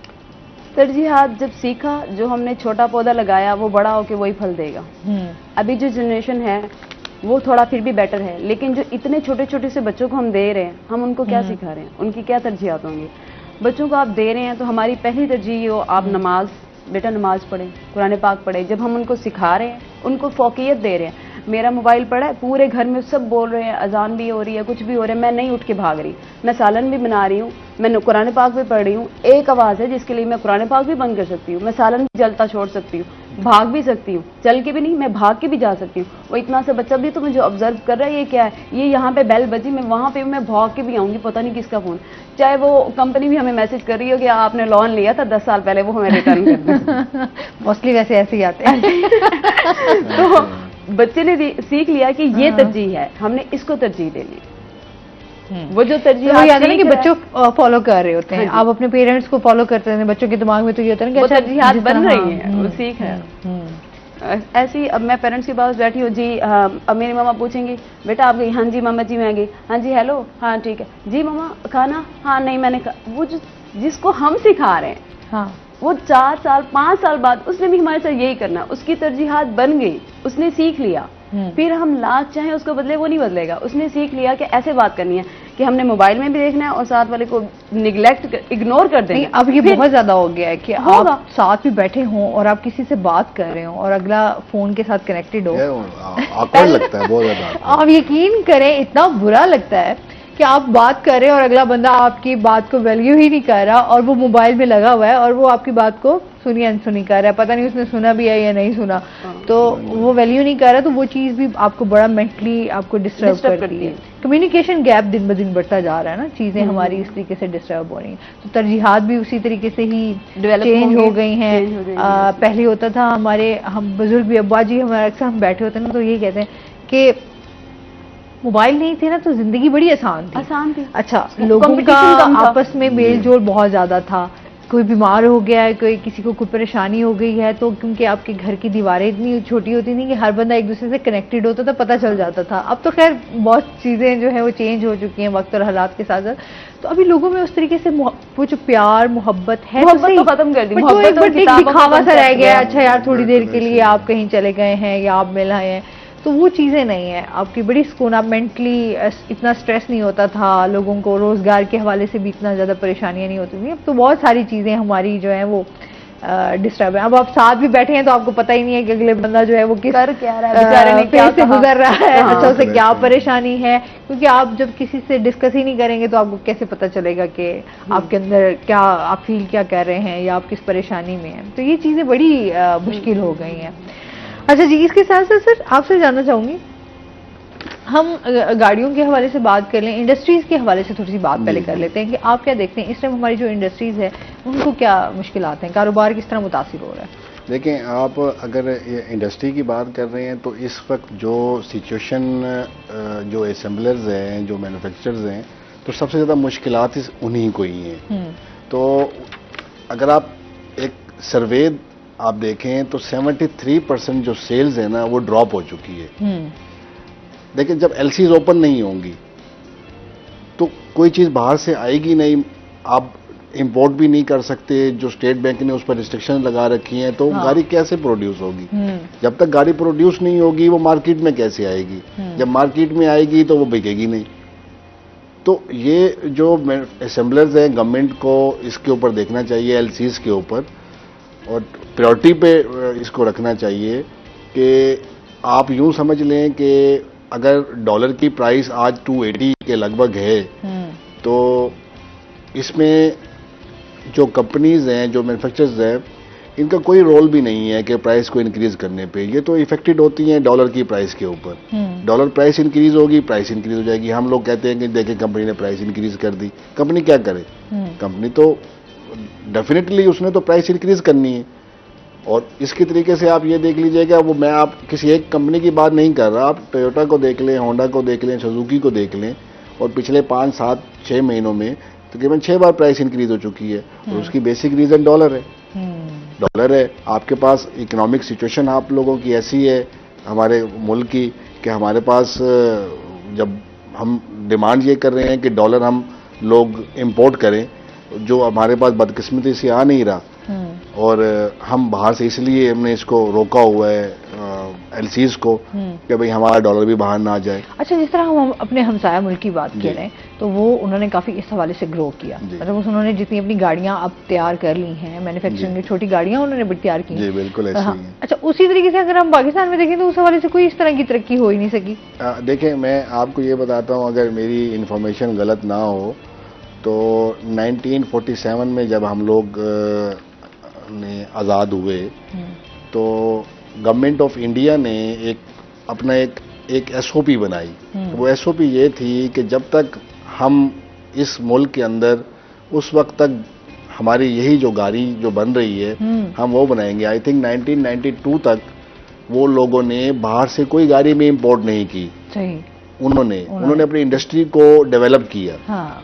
अब आप देख लें कि आज उनकी कंट्री के अंदर वो सब चीजें मौजूद हैं जो ए से लेके जी तक गाड़ी के अंदर जो चीज भी लगती है वो सारी खुद प्रोड्यूस कर रही है। हाँ, बिल्कुल ऐसे ही चाहे है। छोटी गाड़ी है, हाँ। चाहे बड़ी गाड़ी है, चाहे कोई भी गाड़ी है, ठीक हो गया ना। और उनकी आप इंडस्ट्री को देख लें। हाँ। अब इस वक्त अगर आप टाटा की बात करते हैं, उनकी टाटा इंडस्ट्री को, तो इस वक्त वो इम्पोर्टर्स हैं, वो अपनी गाड़ियां इंपोर्ट कर रहे हैं बाहर।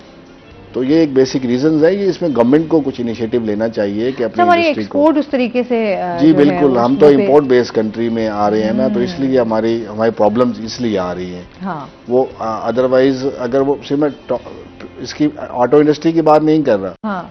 और भी बहुत सारी इंडस्ट्रीज हैं जो सिर्फ इस वजह से इस सिचुएशन के अंदर प्रॉब्लम के अंदर हैं कि उनको भी एलसीज का प्रॉब्लम आ रहा है, क्योंकि इस इंडस्ट्री के साथ, ऑटो इंडस्ट्री के साथ तकरीबन 400 इंडस्ट्री जुड़ी हुई हैं। हाँ। जो इंडल्ज हैं आपस में। सही। जो सारी प्रॉब्लमेटिक है। गाड़ी बनेगी नहीं, गाड़ी आएगी नहीं, गाड़ी जाएगी कैसे, उसमें वो टॉलर वाले शामिल हैं, उसके अंदर वेंडर्स शामिल हैं, उसके अंदर डीलर्स शामिल हैं। हाँ। सारे लोग शामिल हैं उसके अंदर। जी। तो आप क्या समझते हैं इन मसाइल का हल क्या है, किस तरह बेहतरी लाई जा सकती है? देखें, अगर मैं ये समझता हूँ कि इस सिचुएशन को करने के लिए सबसे पहले तो एलसीज को ओपन होना चाहिए। अगर एलसीज प्रॉपर ओपन हो जाएं और उसके बाद सिचुएशन भी मच बेटर हो जाएगी, बहुत ज़्यादा बेहतर हो जाएगी। तो ये एक सोल्यूशन है, एक हल है जो गवर्नमेंट को सोचना चाहिए इसके ऊपर। बट थोड़ी सी इकोनॉमिक सिचुएशन ऐसी है कि जब तक हमारा जो एक आईएमएफ के साथ एक एग्रीमेंट नहीं हो जाता, हमारे पास पैसे नहीं आ जाते, तो उस वक्त तक तो आई डोंट थिंक कि ये बेहतरी हो सकती है। बट हमारी जो अपनी एक फोरकास्ट है, जो ये पूरा ये ईयर आई थिंक इस तरीके से ही रहेगा। तो ठीक है, इसमें मजीद भी हम बात करते हैं। नाज़रीन, अभी हमने जाना है ब्रेक पे, हमारे साथ रहिएगा।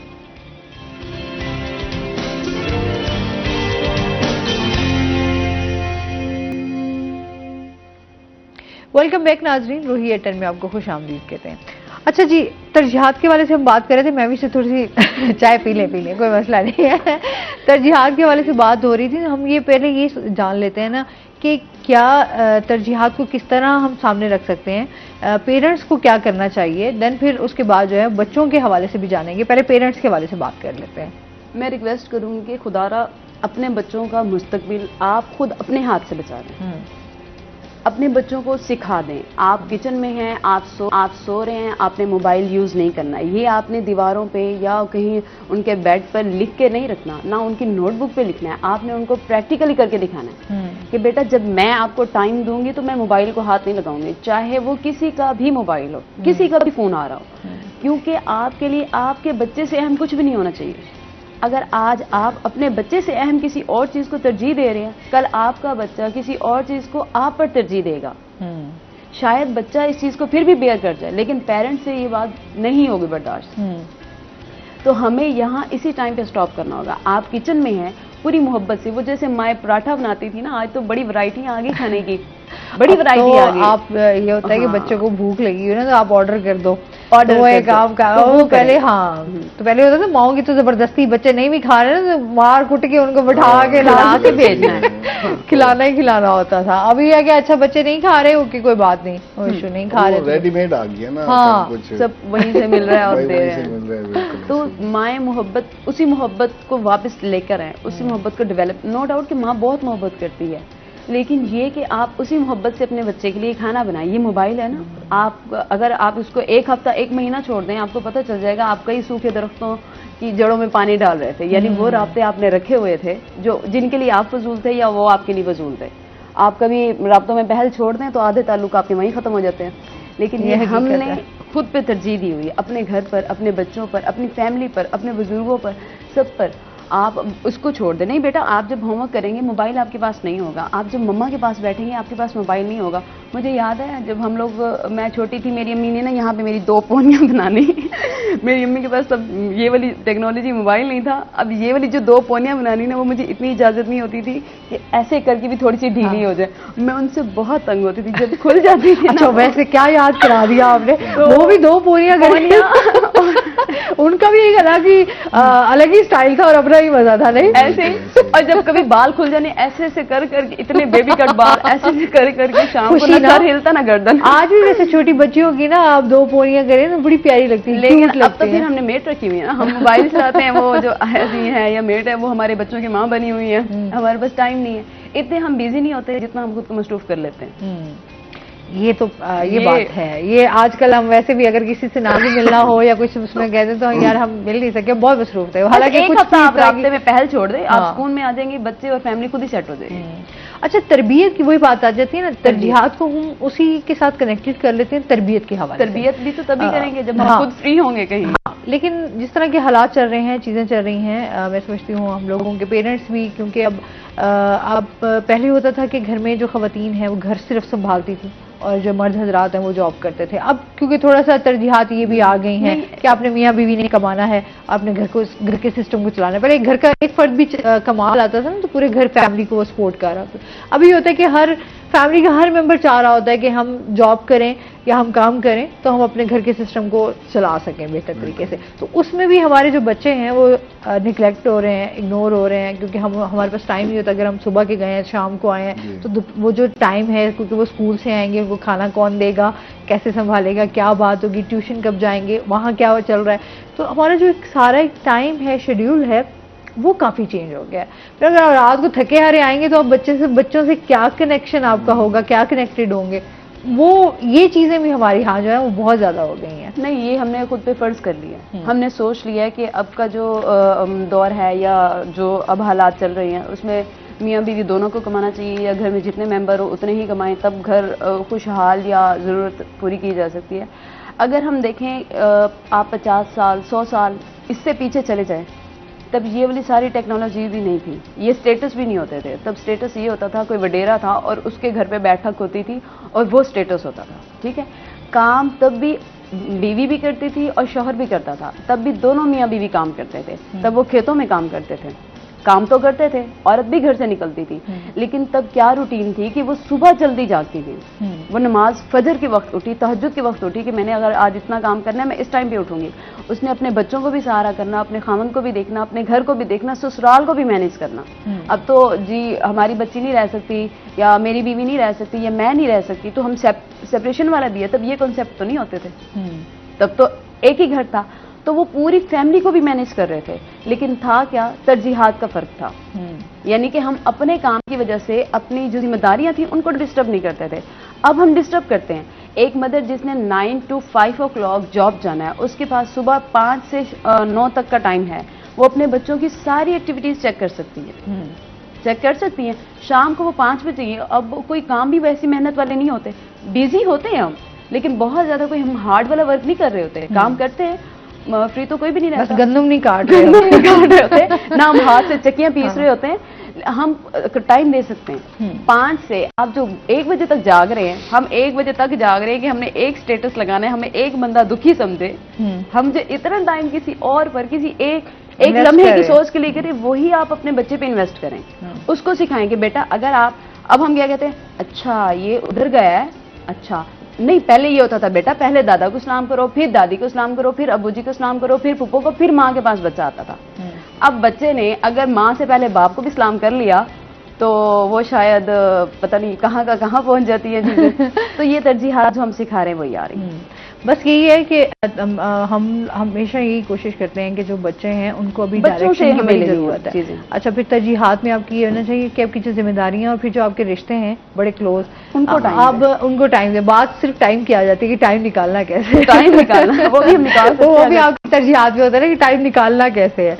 इसमें मजीद भी बात करते हैं सिर्फ एक तो ऑटो की क्वालिटी के हवाले से बात कर लेते हैं। आप क्या समझते हैं जो हमारी क्वालिटी है उस पर बहुत ज्यादा हमेशा क्रिटिसाइज भी किया जाता है, क्या कहना चाहेंगे किस तरह इसको बेहतर किया जाता है? क्वालिटी बड़ी मैटर करती है। देखिए, कोई भी प्रोडक्ट के लिए क्वालिटी, ड्यूरेबिलिटी और रिलायबिलिटी, हाँ, ये तीनों ही चीज़ें काउंट होती हैं। और बदकिस्मती से ठीक हो गया ना, कुछ गाड़ियाँ जो ऐसी हैं जो आपके शो में मैं नहीं बता सकता, लेकिन उनकी क्वालिटी, रिलायबिलिटी, ड्यूरेबिलिटी बिल्कुल भी उस तरीके से नहीं है। हाँ, बट अब जो इस ऑटो पॉलिसी के अंदर जो चीज़ें आई हैं सामने, तो लेकिन इन तीनों चीज़ों के ऊपर बहुत ज़्यादा वर्क हो रहा है। सही। और गवर्नमेंट काफ़ी इनिशिएटिव ले रही है इसके ऊपर, और इंडस्ट्री को भी बताया जा रहा है कि भी एक सेफ्टी के हवाले से और क्वालिटी के हवाले से भी कंज्यूमर को वो वाली गाड़ी दी जाए कम प्राइस के अंदर। तो अच्छा खासा वक्त चल रहा है। उसकी रिसेंटली मिसाल, अब एक स्टैंडर्ड फीचर्स आ गए हैं तमाम गाड़ियों के एयर बैग्स। तो पहले एयर बैग्स नहीं हुआ करते थे। हाँ, लेकिन फिर उसमें भी तो वो कर दिया है ना, आपको कैटेगरीज हैं, फिर आपने जो भी परचेज करना है उसमें भी आपके कुछ जो आप जो बहुत आपकी उसमें आएगी तो उसमें अपने थर्ड में या फर्स्ट में उसमें आपको कुछ ना कुछ आपको रिलीफ मिलेगा या आपको सेफ्टी के हवाले से चीजें मुयसर होंगी, अदरवाइज तो नहीं है जी। मतलब उसमें भी आपको जो है वो मुश्किलात का सामना रहता है। बिल्कुल ऐसे ही है, मुश्किलात का तो हर उसके सर सेफ्टी बहुत जरूरी है। अगर आप गाड़ी परचेज कर रहे हैं, आप कोई भी गाड़ी परचेज कर रहे हैं, तो सबसे पहले उसका यही होता है कि हमें सेफ्टी हो कि अगर रोड एक्सीडेंट्स आए दिन हमारे यहाँ हम देखते हैं कि बहुत ज्यादा सेफ्टी के हवाले से मसाइल है। रोड एक्सीडेंट हो जाए तो बंदे की जान ना जाए, मतलब वो अपने वो सिक्योर रहे, तो उसके लिए किस तरह गाड़ी उसके लिए फायदेमंद हो सकती है या उसमें उसको कितना रिलीफ मिल सकता है, इस हवाले से जो है वो क्या समझते हैं कितना काम करने की ज़रूरत है? इसके ऊपर मजीद काम करने की भी ज़रूरत है। देखें, अभी रिसेंटली जो फीचर्स सेफ्टी के हवाले से जो गवर्नमेंट ने जो इंडस्ट्री को दिए हैं, वो एयर बैग्स के हवाले से दिए और ब्रेक्स के हवाले से दिए। अभी एयर बैग्स हमारा स्टैंडर्ड फीचर्स आ गए 2। इस पर मजीद वर्क करने की ज़रूरत है। आपके कर्टर एयर बैग्स भी हो, आपके लेफ्ट भी हो, राइट में, खुदा ना खासा जी बिल्कुल खुदा ना खासा, जैसे हम अक्सर मूवीज़ में देखते हैं तो वो बैलून ओपन हो जाते हैं। तो इसके ऊपर भी वर्किंग होनी चाहिए। लेकिन अब बड़ी गाड़ी जैसे आप फर्स्ट, सेकंड और थर्ड बता रही हैं, तो फर्स्ट के ऊपर तो ये चीज़ें ऑलरेडी इंक्लूड हो चुकी हैं। अगर आप कोई बड़ी गाड़ी लेते हैं तो उसके नी के ऊपर भी है, राइट की लेफ्ट पर भी ये एयर बैग्स हैं, ब्रेक्स बहुत अच्छी हैं और उसकी काफ़ी अच्छा खासा वर्क हो गया। एक्चुअली जो चीज फोकस होनी चाहिए वो छोटी गाड़ी चाहिए। मतलब ये कहते हैं आम बंदा जो है जो इतनी बड़ी गाड़ी परचेज नहीं करता, अब तो खैर करोड़ों में से भी ऊपर चली गई है गाड़ी परचेज करना। तो जिस तरह छोटी गाड़ियां हैं जो आप जो समझते हैं कि आपकी फैमिली चले, आप छोटी सी गाड़ी आपने परचेज की, उसमें वो आपको सहूलियात मुयसर ही नहीं होती कि आपको इस तरह की क्वालिटी मिले कि एयर बैग्स हों या आपको सेफ्टी के हवाले से या आपका जो कंफर्ट जोन होता है गाड़ी को ड्राइव करते हुए, वो चीजें मुयसर नहीं होती। देखिए, उसकी एक मैं वही दोबारा एग्जांपल यही दे रहा हूँ। देखिए, अगर आपने प्लेजर फील करना है तो आपको वो आप समझती हैं कि वो आपको इम्पोर्टेड गाड़ी के अंदर वो प्लेजर फील आ रहा है। लोग इस तरफ भी जाते हैं, लोग इस तरफ चले जाते हैं। तो इंडस्ट्री को ये चाहिए, जो लोकल इंडस्ट्री को है, वो जो प्लेजर जो इम्पोर्टेड गाड़ी के अंदर है वो आना चाहिए छोटी गाड़ी के अंदर। लाइक इस वक्त जो स्टैंड कर रही है, जो भी चल रही है, स्टैंड कर रही है, उसके अंदर वो प्लेजर फील होना चाहिए। उसके अंदर सेफ्टी फीचर्स बहुत ज़्यादा होने चाहिए ताकि हमारी इंडस्ट्री के अंदर बहुत सारे लोग वाबस्ते हैं। अगर एक इंडस्ट्री की अगर बात करते हैं तो 5-5 हज़ार लोग वाबस्ते हैं। तो हमें इसके अंदर जाना चाहिए छोटी गाड़ी के अंदर कि उसको ऐसा प्लेजर फील हो जो कंज्यूमर चला रहा हो, और उसको पता होना चाहिए कि ये सेफ्टी और एयर बैग्स हर तरीके से कंफर्टेबल है, आप इसमें सेफ फील कर सकते हैं। क्योंकि आपने जाहिर सी बात है हर बंदे की उसमें पहुंच में नहीं है। अच्छा, गाड़ियां एक टाइम आई, गाड़ियां बड़ी आसान हो गई गाड़ियां लेना, क्योंकि पहले हम देखते थे मुल्तान में बड़ी लिमिटेड आपको ट्रैफिक के हवाले से इतने मसाइल ले जाते थे। आपको बाइक ज्यादा नजर, आपको साइकिल नजर आते थे, आपको रिक्शा जो है वो ज्यादा नजर आते थे, गाड़ियां बड़ी लिमिटेड थी। अब आप ये देखते हैं हमारे ट्रैफिक को कि आपको गाड़ियां जो है वो बहुत ज्यादा दिखाई देती हैं। तो जाहिर सी बात है लोग अब जिस तरह एडवांस हो रहे हैं, जिस तरह जिद्दत आती जा रही है, लोग भी अपना कंफर्ट जोन जो है वो ज्यादा देखते हैं। जो बाइक वाला है वो चाहता है कि मैं गाड़ी पे आ जाऊँ, तो ख्वाहिशें तो आपकी हैं, तो जब गाड़ी आप परचेज करते हैं उसमें कंफर्ट जोन ना हो तो फिर उसका कोई फायदा नहीं है उस गाड़ी का भी।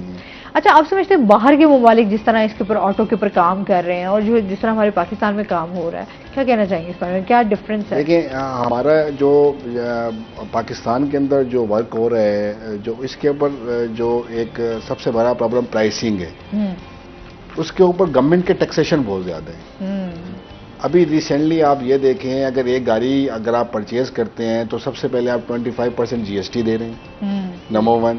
नंबर 2 में आप एक कैपिटल वैल्यू टैक्स दे रहे हैं उसके ऊपर, और नंबर 3 फेडरल एक्साइज ड्यूटी भी दे रहे हैं।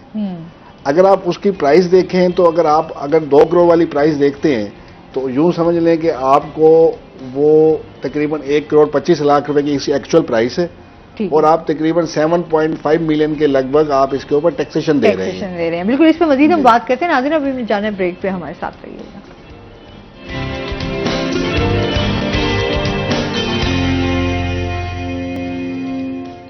वेलकम बैक नाज़रीन। अच्छा, बात हो रही थी हमारी टैक्सेशन के हवाले की, जिस तरह इंपोर्टेड गाड़ियों पे होता है। क्या कहना चाहेंगे अब इसको, अगर ये इसके ऊपर टैक्सेशन जो है वो कम कर दी जाती तो फिर कितना फायदा हो सकता है? टैक्सेशन अगर इसके ऊपर आप कम कर देते हैं तो मेरी नज़र में क्या होता है, बहुत ज़्यादा बेनिफिट्स इसके अंदर है। ठीक है, देखिए ये वो टैक्सेशन है जो डायरेक्ट कंज्यूमर से की पॉकेट से निकलकर गवर्नमेंट की ट्रेजरी में जा रहे हैं, डायरेक्ट।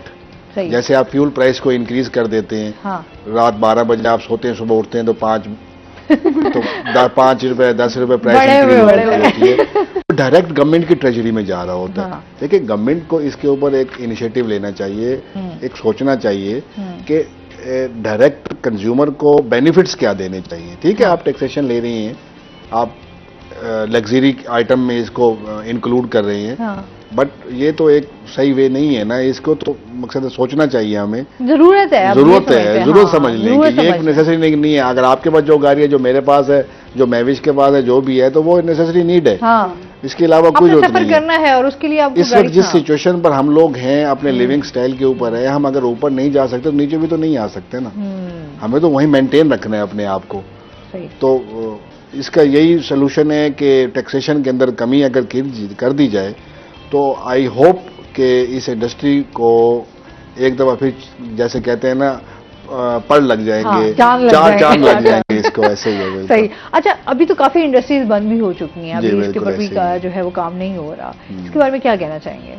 देखें, अगर ये प्रोलॉन्ग रहा, ये रिसेशन गवर्नमेंट का, ये इकोनॉमिक सिचुएशन का प्रोलॉन्ग हुआ, ये डिजास्टर की तरफ लेके जा रहे हैं हमें। आप यू कांट इमेजिन हम किस तरफ जा रहे हैं, हमें नहीं पता। आप देखें, हमें ना एक फोरकास्ट दी जाती है कि आपने अपना फ्यूचर प्लान हमारे साथ डिस्कस करें।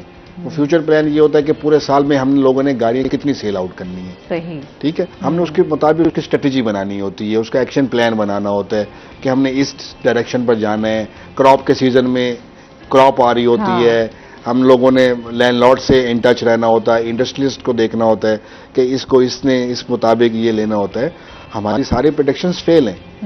आप ये पिछले 1 साल से मकसद है, हम लोग किसी को ये भी नहीं कह सकते कि यार तुम गाड़ी ले लो, हाँ। और वो ना ले तो वो कहेगा कि यार तुमने मुझे मशवरा ठीक नहीं दिया। अगर हम उसको कहते हैं बेच दो, हाँ। तो वो कहे तुमने मुझे मशवरा दे दिया, बेच दो, अब मैं क्या लूं, हाँ। तो यार कि इस सिचुएशन के अंदर हमें हमारी दुआ है कि ये पाकिस्तान सलामत रहे, खुशहाल रहे।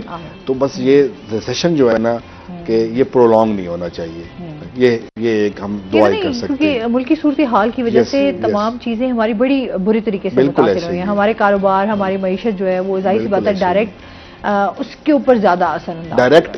आप यूं समझ लें कि आप बाइक्स की हालत देख लें।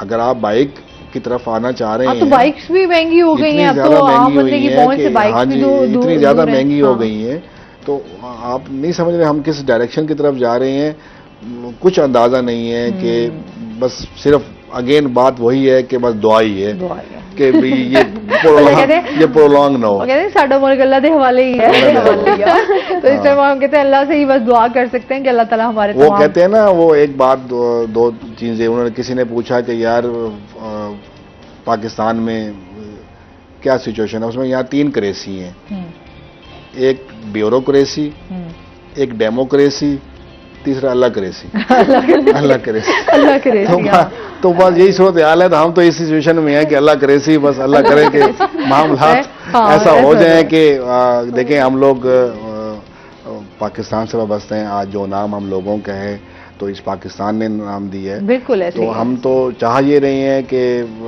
ये प्रोलॉन्ग ना हो। ये हमारे मुल्क के अंदर अब इशू तो सिर्फ यही बन चुका है ना कि वारंट निकल रहे हैं, वारंट मुअत्तल हो गए हैं और इमरान खान को पकड़ने चले गए हैं, तो वो आ गए हैं। क्या इस मुल्क के अंदर कोई इशू नहीं है? हाँ, आज और हम बहुत सारे इश्यूज हैं। आज हम ऑटोमोबाइल इंडस्ट्री की बात कर रहे हैं। अब मैं आपको नहीं कह सकता, आप मैंने ऐसी अपनी 17 ईयर्स की हिस्ट्री के अंदर ऐसा रिसेशन बिल्कुल भी नहीं देखा। नहीं, हम तो ये करते हैं कि हम एक गेंद और गोला, मैं कुछ ज्यादा डिटेल में बात नहीं करूंगी, उस पर रोशनी डालने के लिए करोड़ों का फ्यूल उड़ा देते हैं। और वही वतन अजीज के बाशिंदे सिर्फ 2 वक्त की रोटी खाने के लिए ना, आप कभी निकल के देखें, 2 वक्त की रोटी खाने के लिए वो अपनी मेहनत से कमाई हुई रकम हाथ में लेके सिर्फ आटा लेने के लिए लंबी लाइनों में। ये तो हम डेली देखते हैं ना, मैं तो आंखों देखा। अब जो हमारी सूरत हाल है, हमारे बहुत सारे इश्यूज हैं, सिवाय अगर हम इन चीजों को साइड पे रख के देखें तो एक आम बंदे की जगह पर आप आकर देखें कि वो किस तरह जिंदगी गुजार रहा है, तो आपके लिए तो ये बहुत भूख मिटाने के लिए वो इस कदर तड़पते हैं। तो ये चीजें बहुत ज्यादा जरूरी हैं। हमारे और बहुत मसाइल पर फोकस करने की जरूरत है। बस हम तो हमेशा हम अपने प्रोग्राम में यही बात करते हैं कि अल्लाह ताला बस बेहतर करे। अल्लाह करे सी वाली वो जो है ना, वो सबसे बेहतर। हाँ, बिल्कुल ऐसे ही है। अच्छा, मैं भी क्या मैसेज देना चाहेंगी, क्या कहना चाहेंगी मजीद इसके ऊपर, क्योंकि हमारे पास टाइम भी बहुत शॉर्ट सा रह गया है। बस मैं एक दरख्वास्त करूंगी पेरेंट्स से, बच्चों से, कि माँ बाप की बात माने, और पेरेंट्स से कि अपने बच्चों पर फोकस करें। आपके बच्चों का फ्यूचर हमारे वतन अजीज का फ्यूचर, आपके बच्चों का मुस्तकबिल, आपका मुस्तकबिल जिनके हाथ में है, उनको अच्छी तरबियत दें, उनकी तरजीहात बदलें। किताबों के मुताला के लिए लगाएं, ले लें मोबाइल, 1 हफ्ता 2 हफ्ते महीना रो लेंगे, मोबाइल साइड पे कर दें। खुद महीना एक साल भी आपको अगर तकलीफ होती है तो आपकी सारी जिंदगी के लिए अच्छा है। जो चीजें फजूल हैं उनको साइड पे कर दें। जब आप अपनी तरजीहात बदलेंगे, आपके बच्चों की बदल जाएंगी और आपके घर में सुकून आ जाएगा।